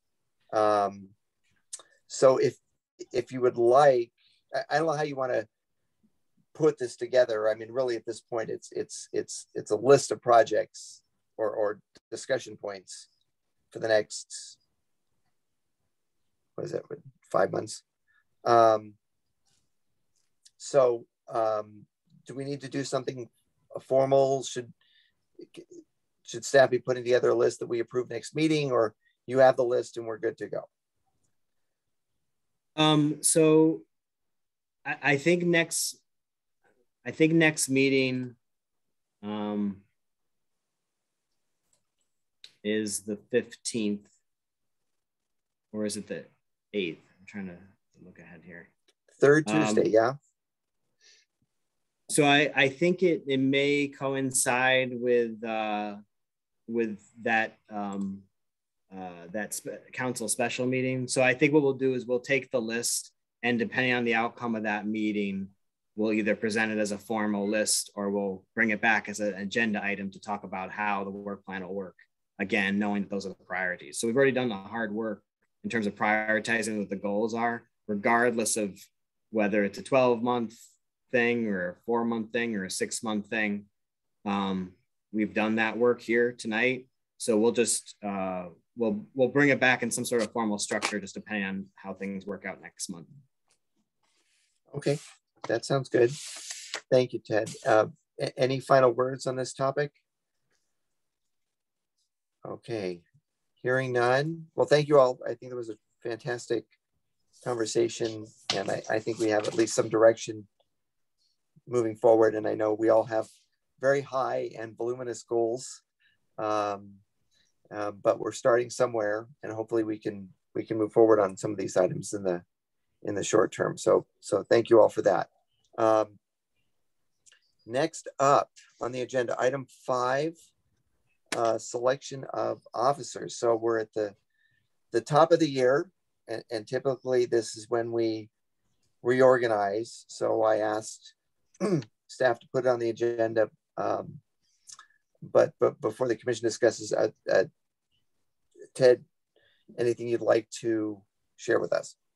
Yes. So, you know, if there's a theme tonight, it's about commission reconsideration. So, you know, as you mentioned, Chair Abelson, not just the traditional standard of how we do things, but per the city's municipal code, the selection of the chair and the vice chair are required to occur in the first quarter of the year. So preferably, you know, now, but certainly before March 31st.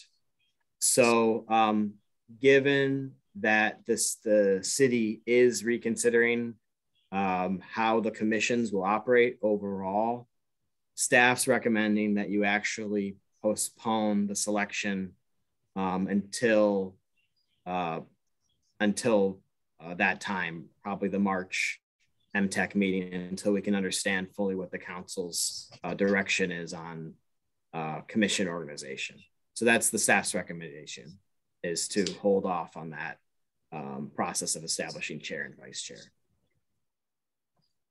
Okay, thanks, Ted. So is it, reading between the lines, but not so much, there's the possibility that some commissions one or more commissions may go away, one or more commissions may merge.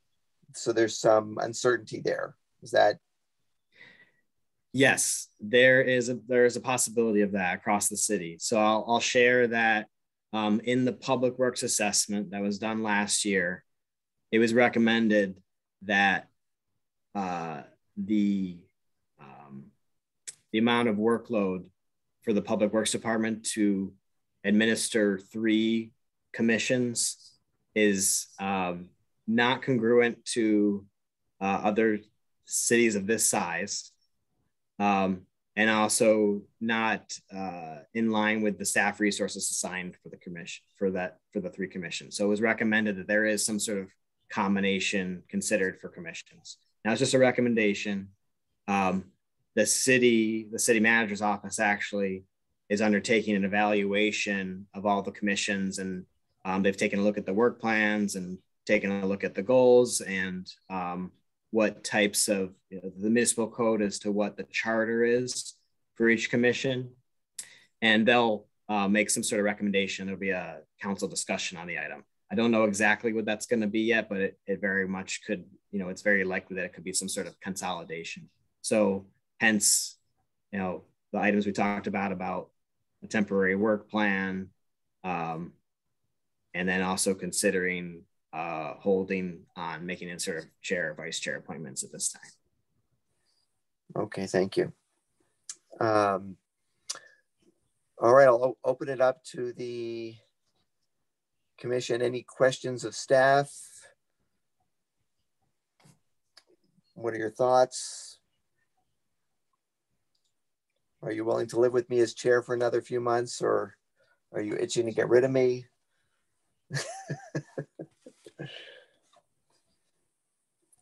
Commissioner Hughes. Thank you, Mr. Chair. No, I'm sorry. And then Commissioner Fisher, I apologize. Go ahead. I think we're well suited to have both you and Vice Chair Fisher continue to take up the helm. I do think it's important, and I just kind of want to say this on the record because I know this discussion has come up about the value and the workload and the cost of having the commissions. But with the turnover we have had, the historical knowledge that all the commissions have brought forth have been an incredible, very inexpensive asset to the city. And I want to share, I know Ted, you weren't here, but going back a number of years, at least 12 years or more, it was the commissions and special ad hoc councils like the Water Council that really took us forward and helped us when we had a lot of issues with, we didn't have any sustainability water rate. We had no way to program and fund programs. When the drought first came in 2009, we really were stuck as a city to have to deal with things and had to revamp. We didn't have tiered water rates. A lot of that came through volunteers and commissions. What we've done with the freeway fighting, what we've done for the strategy to rebuild our water system infrastructure in the reservoirs, all that came from commissions.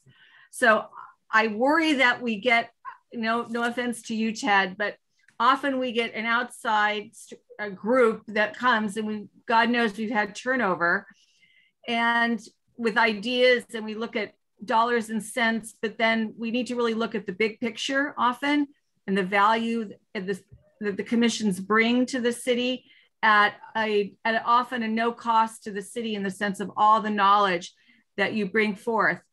Just on this commission alone, I bow my head to the transportation experts that are truly here giving knowledge that they get paid salaries for, that or consulting fees for, and that expertise that they bring free of charge to the city. So I don't want us to lose the big picture as we get hung up on minutia of, gee, how many overtime hours do we have to spend on X, when you really aren't looking, because a lot of it, no offense to our city manager, but who's still new and doesn't understand our history per se. And I don't blame her because it's new and you have to understand and catch up. And there's so many present and future issues, you don't always get a chance to look backwards.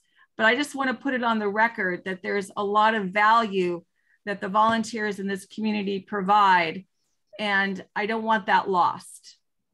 So thank you. I'll get off my soapbox. Well said. Thank you, Commissioner Hughes. And I want to echo her sentiments. The amount of technical knowledge on this commission is outstanding, and the amount of time our experts here have spent putting together proposals, programs, and giving advice is tremendous and invaluable. So thank you, Commissioner Hughes, for mentioning that. On that note, Commissioner Fisher. Yes, I would like to indicate my support for deferring or rescheduling the selection of officers until March. Having said that, I do want to express my deep concern regarding considering some sort of merging of this commission with another commission, or some sort of termination of this commission. We haven't even been in effect for 2 years. And it was the wisdom of the council to establish an MTech commission because of the concerns expressed by the community, a variety of transportation concerns. So this commission was developed for that purpose. Now, a year and a half later, we're talking about dissolving it. So I must be concerned about that. I do appreciate the limited staffing available and the staff time to monitor 2 commissions.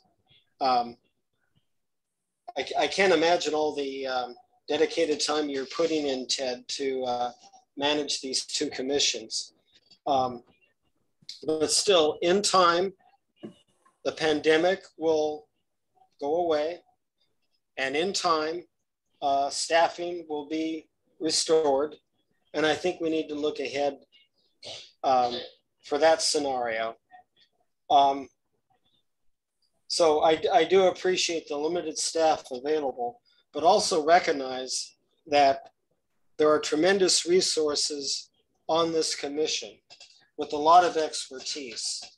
And if you look at agenda items 6 through 9, you'll recognize that recommendations have been developed by the commissioners to assist the staff, whether it's the loop ramp at the 710 at the 110 freeway, or the neighborhood traffic management plan for Ramona Avenue that was developed by the commissioners here, or the slow streets program that was developed by the commissioners, or the preferential parking policy developed by Commissioners Liu and Dunlap. That's what we offer to the public works staff, our ability, our knowledge, our expertise. We developed it.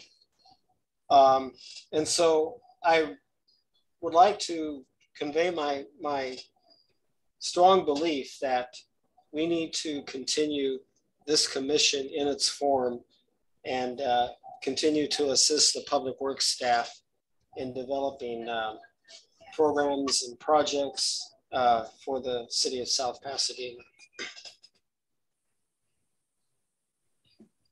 So I'll add that I don't, again, trying to predict the future here, but I don't think there's any risk of a dissolution of this commission. Certainly in my limited experience here, the amount of volume and work processed by this commission is unlike other commissions. And the same is said for the level of subject matter expertise here and the value of that, incredible value to the city. And that is very much recognized. I'll say that the Public Works Department has 3 commissions that they oversee. They have the Natural Resource and Environmental Commission, the Public Works Commission, and then this commission. The NREC and MTech meet monthly. The Public Works Commission meets every other month. And like I said, the volume of work is not as much as MTech. So the public works assessment done by the outside consultant last year recommended the merging of MTech and Public Works Commission. Now, however you imagine that works out in terms of percentage of workload contributed from both commissions to be a single commission, you might be able to imagine how that might work out given, the list we were talking about tonight. But again, I just want to alleviate any concern that the workload of this commission would somehow disappear. I think if anything, it would be an administrative consolidation of, how the work is processed on a monthly basis. But again, we'll see how that works out with the commission assessment.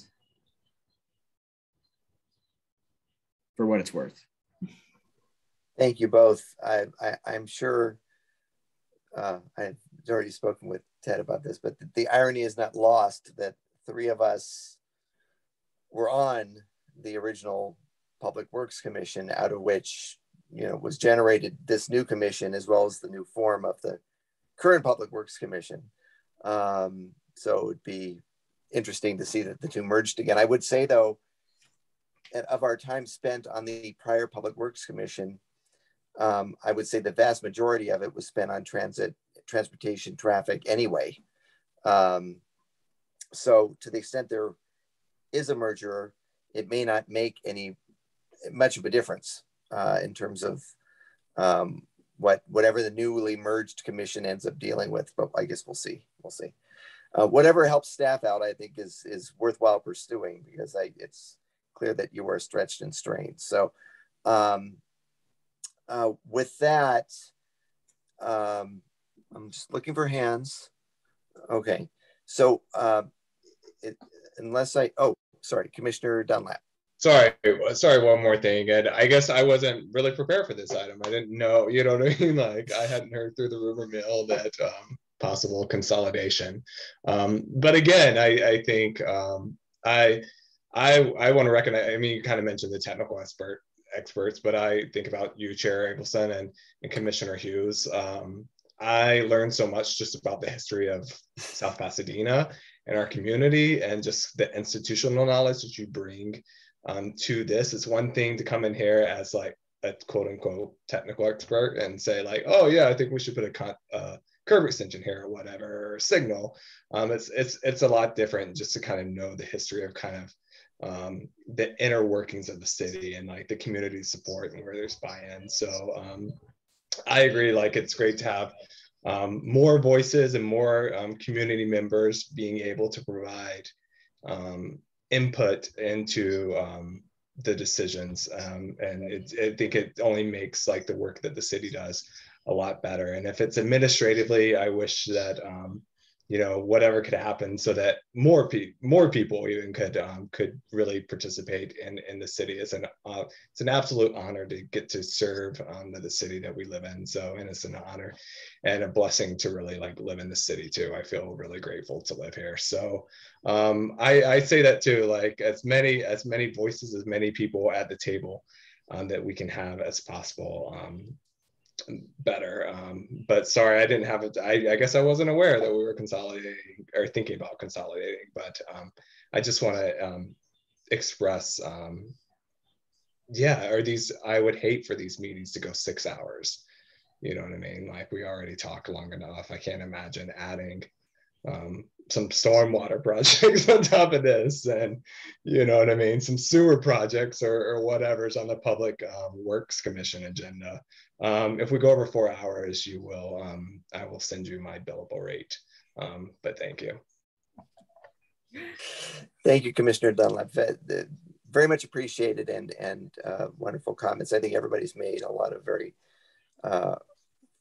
thoughtful, heartwarming, positive comments tonight. I think we make a good team. I think we have an amazing staff upon whom we lean heavily.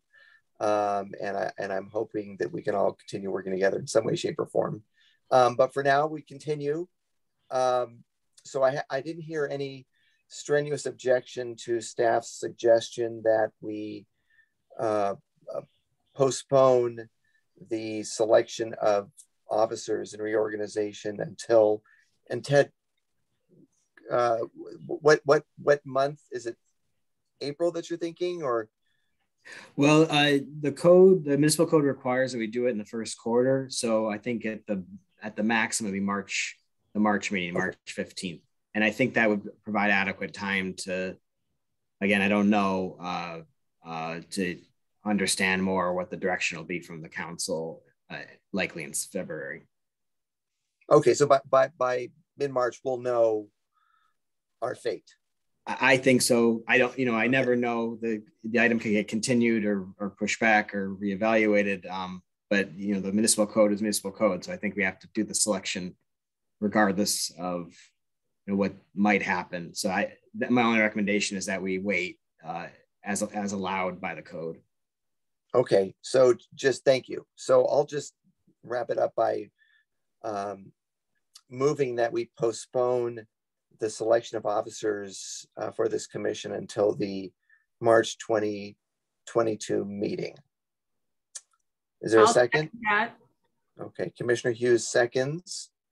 Per Liana's direction, would all those in favor, would you please raise your hand, either virtually or otherwise?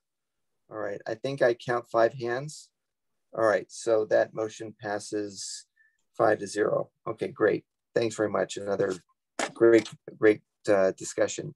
Okay, so I think the next few items we can probably move through fairly quickly unless anyone has material updates. So we'll start with agenda item 6, the State Route 710 Mobility Improvement Projects Ad Hoc Committee.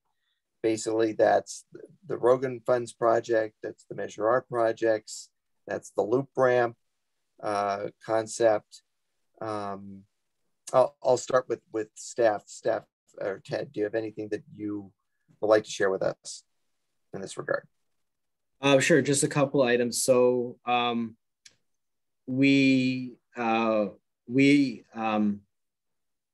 been keeping tabs on what's happening with the Pasadena 710 stub. They're beginning the relinquishment process to become owners of that property and of the infrastructure associated with those ramps. And that's an important step for them because although there's been a recommendation to select the TSM TDM alternative, it doesn't mean that utilization of the 710 couldn't resurface at a future date unless the infrastructure and the land is relinquished back to the city of Pasadena. And so the city of Pasadena essentially completed a feasibility study to make the state comfortable with proceeding with that relinquishment, and they're in that process now. So we reached out to the Department of Transportation to understand exactly when the city of South Pasadena's input would be relevant. Is it in these next couple months, as the city of Pasadena prepares to provide relinquishment recommendations to their council, probably slated for summer 2022, or is it after that process during their public outreach and revisioning where they start to select options? And what I mean by options is, what happens to Pasadena and St. John? What happens to the ramps at the 710 at the 134 210 interchange? And so we'll keep you apprised as to how that process is going, but we are actively engaged with the city of Pasadena and in return, and that's a two-way street with them also, no pun intended. So we'll keep you posted with that. As far as the other mobility improvement projects, as I had mentioned previously, we have the Faro synchronization moving forward. We've contracted a consultant to assist us with the RFP development for the Fremont Complete Streets Active Transportation project. We are meeting with the KOA, the the awarded contractor for the north-south corridor Fair Oaks study project. And we're starting to develop an understanding of how the loop ramp 110 Fair Oaks interchange project could move forward. So we'll have hopefully updates on all those items soon. Great report. Thank you, Ted. I don't have anything to add at this time on this topic. Commissioner Fisher, anything? You are on mute. Sorry, I did have a question. Ted, will there be a environmental impact, traffic impact study required as part of the relinquishment involving the city of Pasadena? I believe so. I'm not sure how that will fit into the process. And that was one of my questions to Pasadena is, it sounds like the next action item for Pasadena is proposing a plan for relinquishment to their city council. And so I think that once they get into consideration of the options of what that property could look like, I think then they would take a look, they would do the EIR. But I'm not certain what the recommendation this summer to the city of South Pasadena City Council is supposed to be. Is it just a recommendation of how to move forward with relinquishment? Or is it more than that? Is it included EIR and actual selection of options for what to do with the property? My thought is it's the former, that it's a lot less of a move forward, but I can find out, and we can certainly make that part of our update. Yeah, the reason why I ask is relinquishment is usually a routine undertaking, just between the two agencies. You relinquish the state highway, the city takes it over. It's basically that. This is a little bit more elaborate because you're talking about a freeway. But I did want to point out that that as long as there's a southbound off-ramp to the intersection of California and St. John, that has traffic impacts for our city, and that traffic will funnel down St. John, Pasadena Avenue in some fashion, and come to the intersection of Columbia and Pasadena, at which point traffic will split. Part of it will end up going to the 110, the other part will go down Fremont, and then we'll have the same problem we do today. So I think we have a rightful role in determining the fate of that relinquishment, because it will have impacts on our section of Fremont Avenue. So I think we need to be rather vocal and assertive regarding that issue. Thank you, Commissioner Fisher. Commissioner Hughes. Thank you, Mr. Chair. Ted, that was kind of where I wanted to go, meaning that the relinquishment, would that be so that there would not even be a exit, hopefully, that would take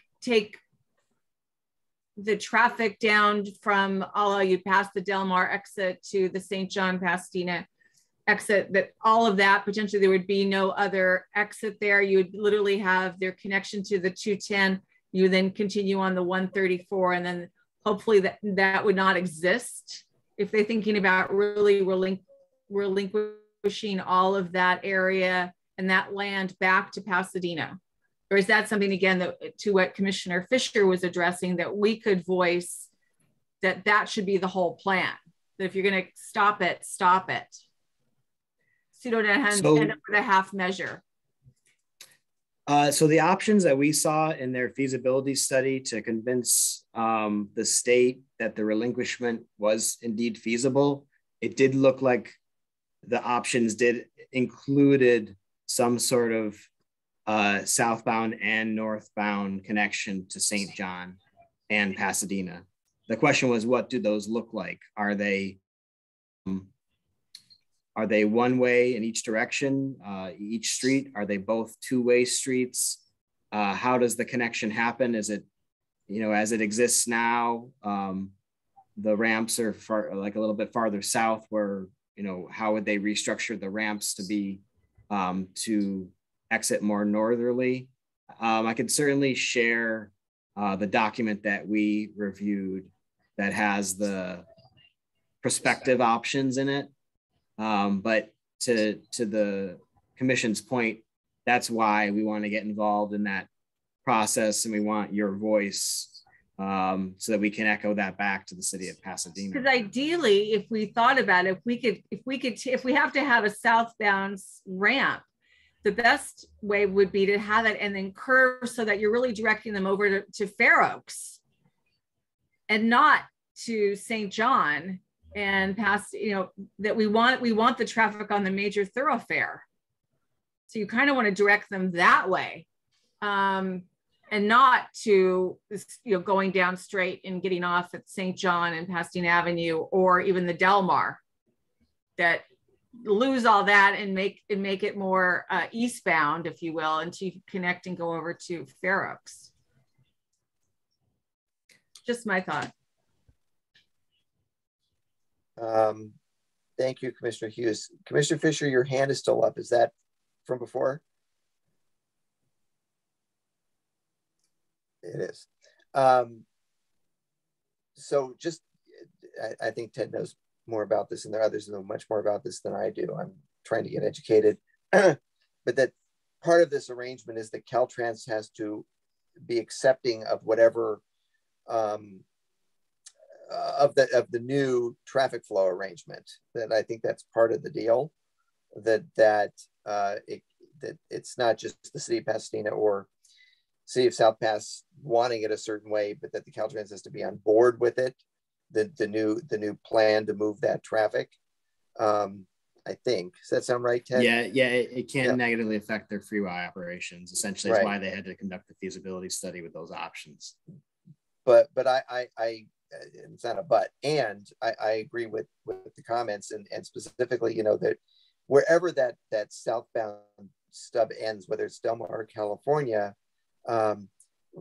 like Kim said, there's Fair Oaks and there is Raymond, which was established as what was supposed to be an efficient north-south corridor connecting to the 110 just south of Glenarm. There was a whole improvement project years ago that Pasadena did, and Raymond, is not very well used, and it's an easy access to the 110, much easier than Pasadena Avenue, Columbia, and Orange Grove. But for some reason, traffic still funnels the way it funnels. So hopefully part of these conversations can include directing all that traffic easterly, right? Away from the neighborhoods and onto the appropriate arterials. So, well, thank you, Ted, for getting us involved and in the mix. And we'll look forward to hearing more. And I know there are a lot of interested people in the community that are actively working on this as well. So thanks to them too. If there's nothing else on this topic, we can move on to 7 on the agenda, which I think we've already probably hit. Ramona Avenue Neighborhood Traffic Management Ad Hoc Committee. So we've already sort of touched on this. Ted, is there anything additional that you'd like to say at this point? Sure. So, the recommendations are very much still alive. We,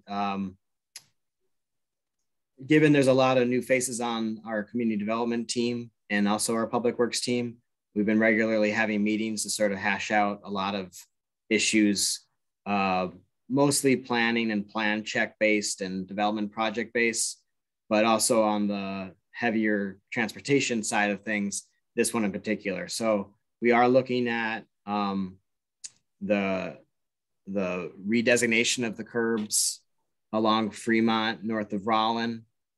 And we had that conversation today.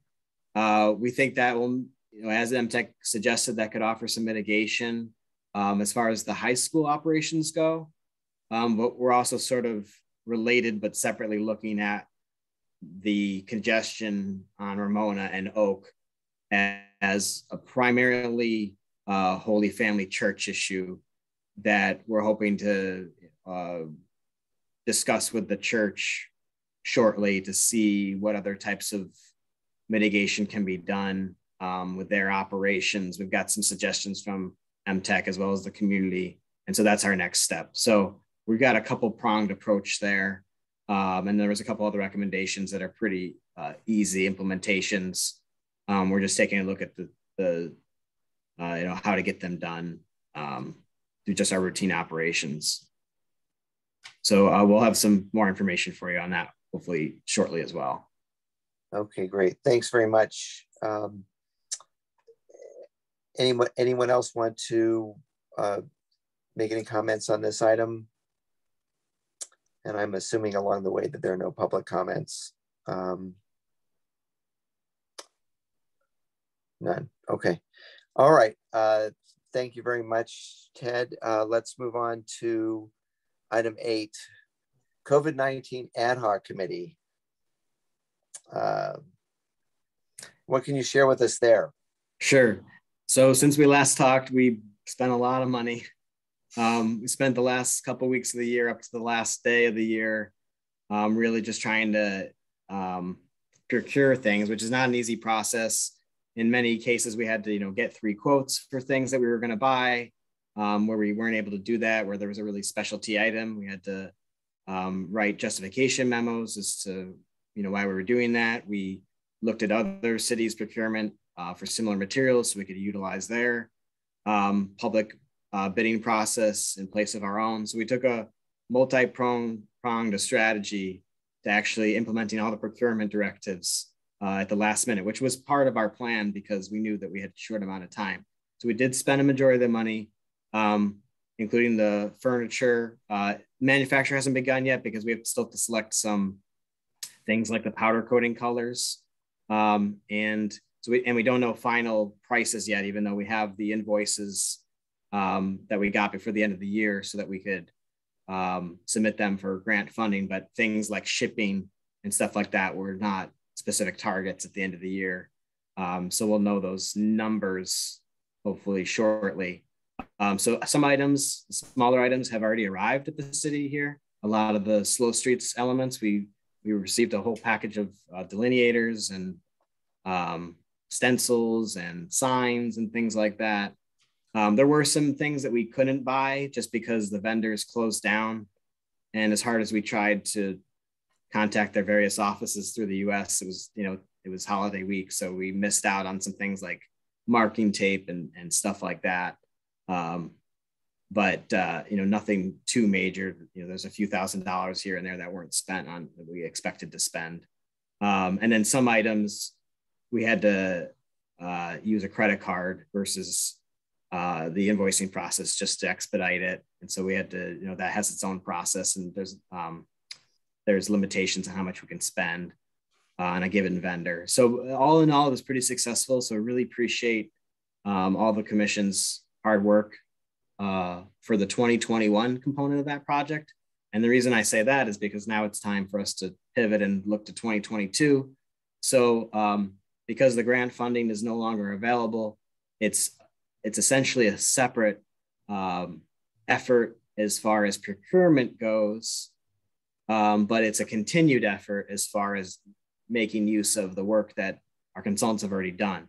So we've already re-engaged with our consultant team to see what a new scope would look like, new budget and new timeline for this year, so that we can try to make the operational budget adjustments this fiscal year necessary so that we can restart that project. So given that a lot of the equipment has been purchased, this will focus on the public outreach component that we didn't get to complete and the final design component, as well as the installation, particularly for the residential street sections. So so very glad that it's on the the tentative work plan for the year, because we'll be returning to that subject very soon also. Great, thank you, Ted, and thank you for all of your hard work and your team's work getting the money spent prior to the end of the year deadline. So thank you for that. Commissioner Hughes. Ted, thank you. You mentioned that there's still a color option available for the furniture.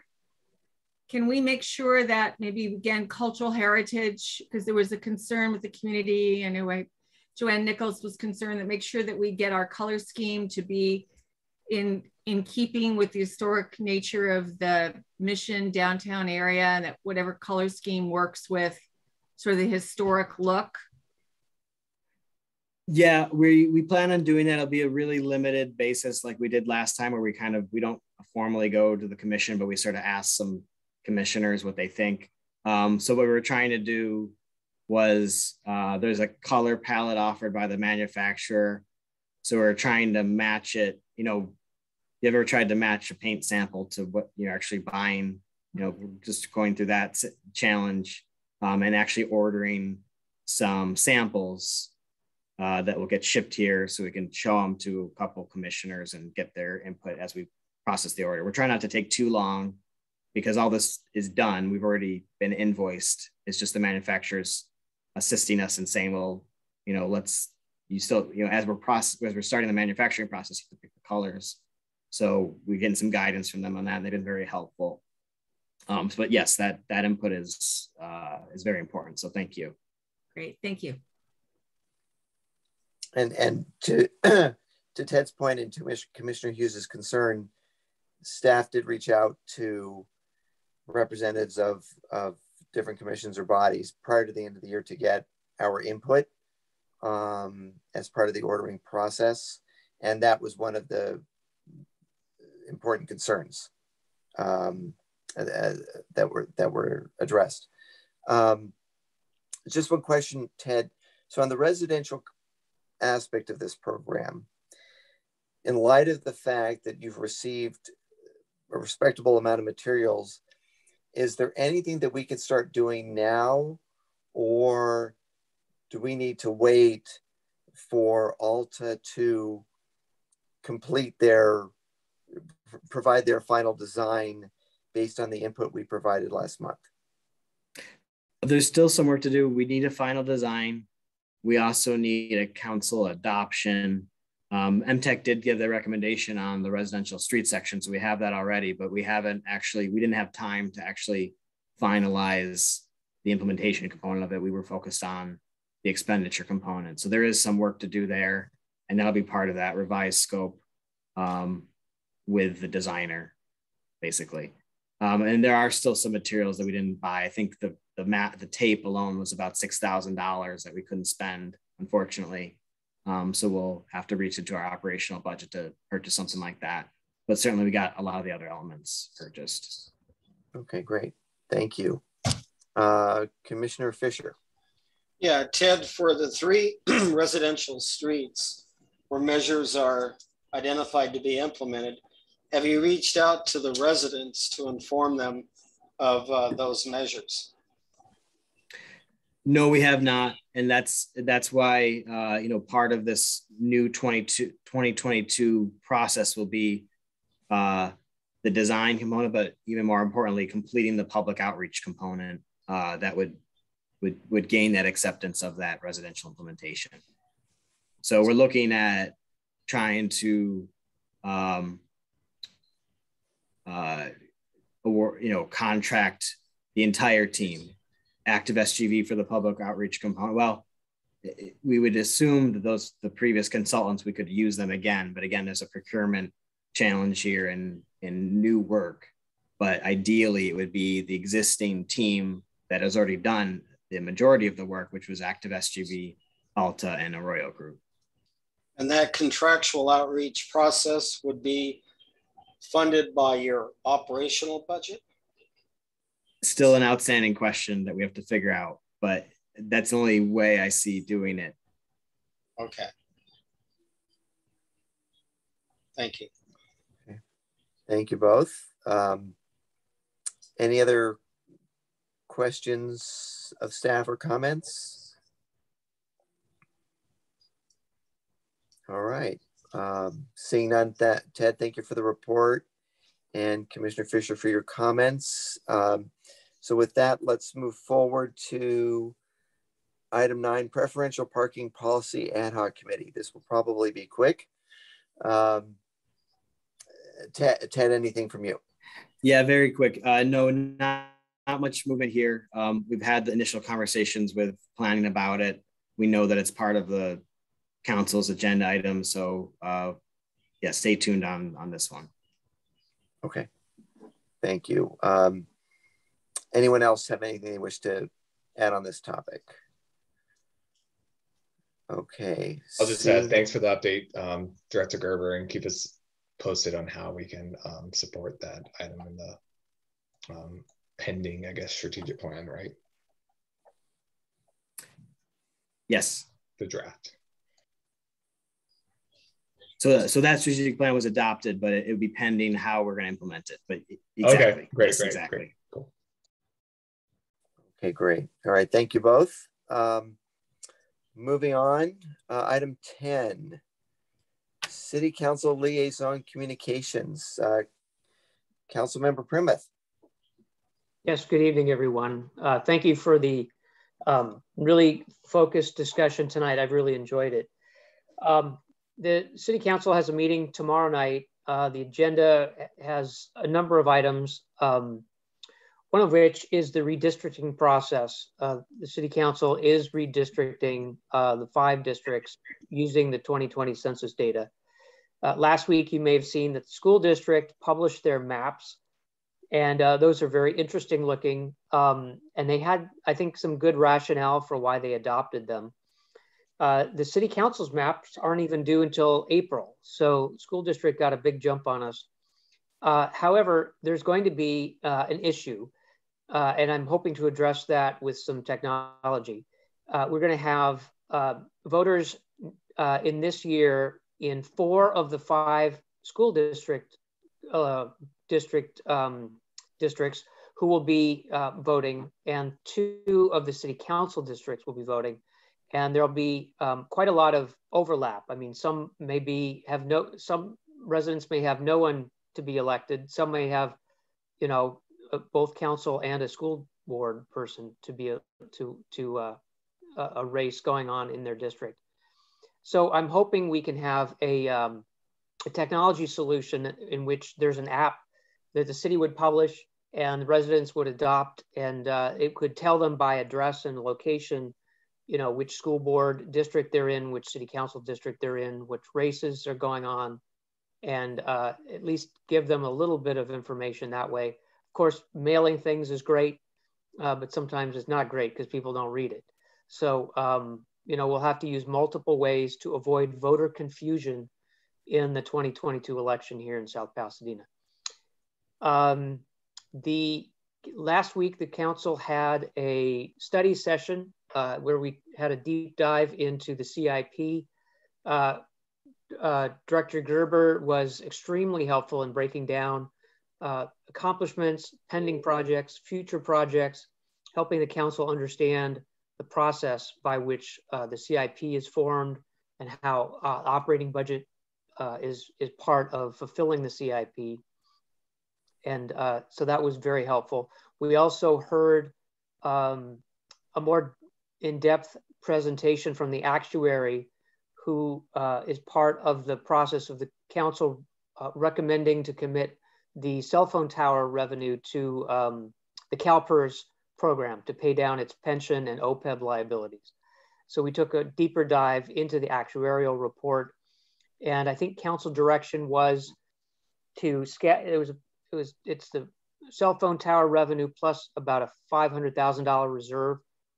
So altogether, it's about $5.3 million that's going to be used to pay down various liability balances, and we had to allocate between that. We also, as part of that CIP, Director Gerber did a phenomenal job, but also I want to give a shout out to Senior Management Analyst Medina, who really had some great points in tying everything together.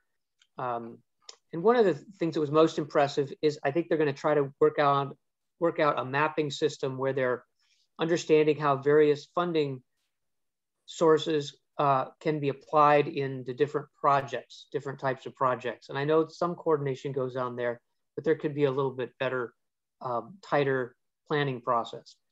And the list of funding sources, which I really need to see visually in order to remember.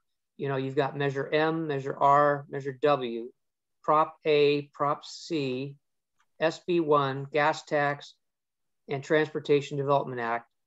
And that doesn't even include the metro stuff that we've been talking about. So I'm still trying to get used to the all the acronyms here. It's really fun, but I understand how complex a planning process it is to plan for all this funding. On the Pasadena relinquishment, I'm delighted to hear that Public Works and the city's reaching out to staff at this Pasadena level. I'll just have you know, I've reached out to Council Member Madison. I had a preliminary discussion with him on that. This was about 6 months ago before the relinquishment was underway. And I intend to reach back out just to make sure he's aware we want to have some input. I've also gotten to know the Director of Transportation for the city of Pasadena, Laura Cornejo. She's the functioning executive director for the Arroyo Verdugo City's JPA, of which I'm the South Pasadena board member. So I work with her a little bit on that JPA. So that's another inroad we have. I'm sure we're going to need to use all of our levels of communication to make sure our voices are heard on what happens to the wishbone. That is all I have. I'm happy to take any questions you might have. Thank you, Councilmember Primuth. Commissioner Hughes.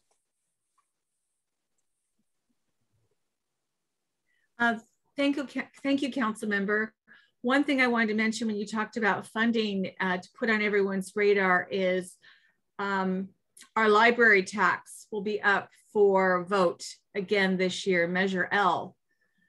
So that's something for us to consider and look at and to be aware of, because that's such an important funding source for the library. And I think a group of people are interested in working towards the renewal of that, but similar to the utility tax, so that it goes on and it doesn't have to be kept being renewed, but then the provision is that people could vote it off.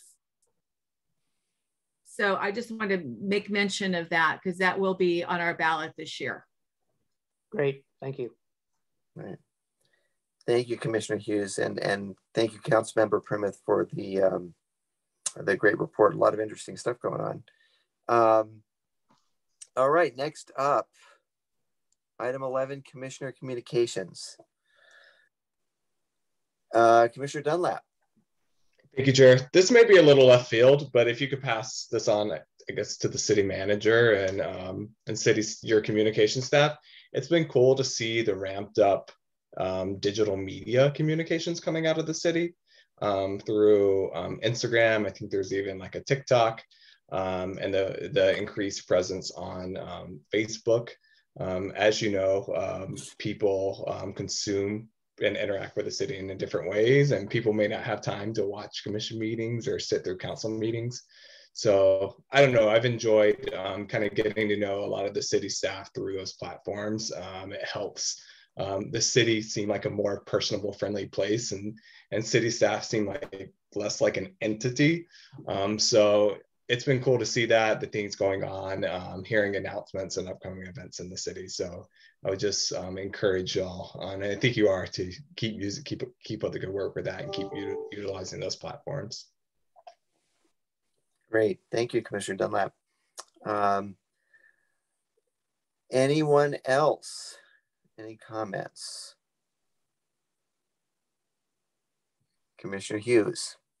Oh, I hate to be the Debbie Downer, but I am bringing up again the entrance into the city with the trimming and the maintenance. I know West Coast Arborists, we were waiting for their contract and such, and I think that all got approved. But you still can't see the, South Pasadena at all. And it really is lovely. And it we don't have a lot of, and it just fits the community with the rock formation and such. And it'd be nice to be able to see it. Yes, we actually finalized that contracting process. So we already have it in place. They'll be starting in 2 weeks to do the tree trimming So we set up the contract in such a way that it's, much like what West Coast does to the city, is on a, tree by tree basis. So they're actually going to start at the sign and move west and only go as far as we need to so you can see the sign from the freeway. So we might not have to spend the entire contract. But we also learned that in order for you to see the sign from the freeway, you actually have to also trim the overgrowth and the grass around the rocks. So we're setting up a separate contract with our landscaping company to actually do that trimming as well. So hopefully, there's both efforts simultaneously going on. But we should have that resolved soon. What about some mountain goats? That does a trick. That's a good idea. That's a good idea. Yeah.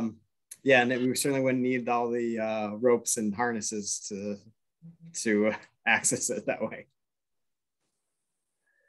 Thank you. Thanks, Ted.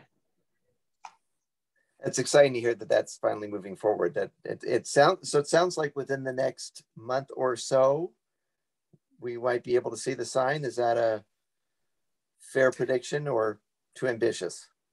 No, that's the expectation. We have the budget for the tree trimming and it's already going to be underway. Could be completed by the time we meet again. We don't have the contractual details figured out just yet for the landscaping. We already have them under contract, obviously the city, but we have to amend that to actually add some money to do this particular project. So we're working on that part. Okay. Well, thank you for that. I know it's an important, I think Commissioner Fisher first brought it up, and it's an important project for many of us. So I'm glad to hear it's moving forward, and not to pile on, but we might want to just think about a plan for maintaining that landscaping going forward. So I already talked to our parks crew about including that in our annual budget so that we can just have that as part of our regular workload every year. That's great. Thank you. Thank you for being so on top of it. Anyone else? I have something, but I want to make sure. Does anybody else have any comments? Commissioner Hughes? Just to really thank Ted and Leona for all of their hard work. Ted, you are just a great treasure to add to the city family, and to come on board, just, jumping right in. And there's been a lot of ups and downs, but you truly are remarkable, and your dedication that you've demonstrated so far. And I just want to take a moment and thank you. And to also thank Leona, because she keeps us all organized and going. And it's a pleasure to work with both of you. Thank you. Thank you very much. Very well said. I agree 100%. And thank you both for all that you do. And Leona's our rock. She's been with us for many years, and we're thrilled. We're thrilled for Ted to be joining us. Very, very quickly, seeing no other hands. We spoke earlier about being involved in private development projects or having an opportunity to provide input on traffic and parking. And one was brought to my attention that I wanted to make sure was on all of our radars. It's the redevelopment of the Caros property, the northwestern corner of Fremont and Mission. So pretty important location within our city. And I guess it's under review as we speak.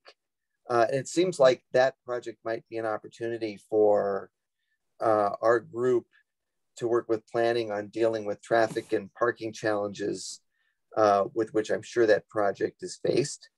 As Commissioner Hughes mentioned hours ago, we've provided input on other projects, the Mission project near Orange Grove, in terms of, whether it's turn restrictions or suggestions for traffic flow or parking. We are a resource, and it would be great if there was an opportunity for us to provide some input, whether it's that project or others. So just planting the seed with those who are listening, and and Ted, that if you might share that with our community development partners and see if there's anything we can do to help, so that when it comes before City Council, which I'm guessing it will at some point, these aspects have been covered, and perhaps it's something that the community can be solidly behind. So I just wanted to share that with all. If there is nothing else, I think we can wrap up with number 12, and maybe we've covered it all already, but staff liaison communications, anything else, Ted or Liana? I will add that we have been working on that 815 Fremont project with planning. It was slated for the Planning Commission next month. It's slightly delayed, and we've been working on the traffic study aspect of it with them. I'll certainly add that to our next conversation about the Commission's interest in contributing there. I know that it's a tough deadline for that project because there's certain state requirements that force it to move forward without delay, streamlining provisions. But certainly, yeah, we can share how that project's moving along and our input into it, and I'll share your comments with the community development team during our next meeting with them. Okay, great. Well, thank you very much. Well, I see we've come to the end of our agenda. So if there's nothing else, I will call this meeting adjourned. Thank you all very much. Thanks, everyone. Be safe. Have a wonderful evening.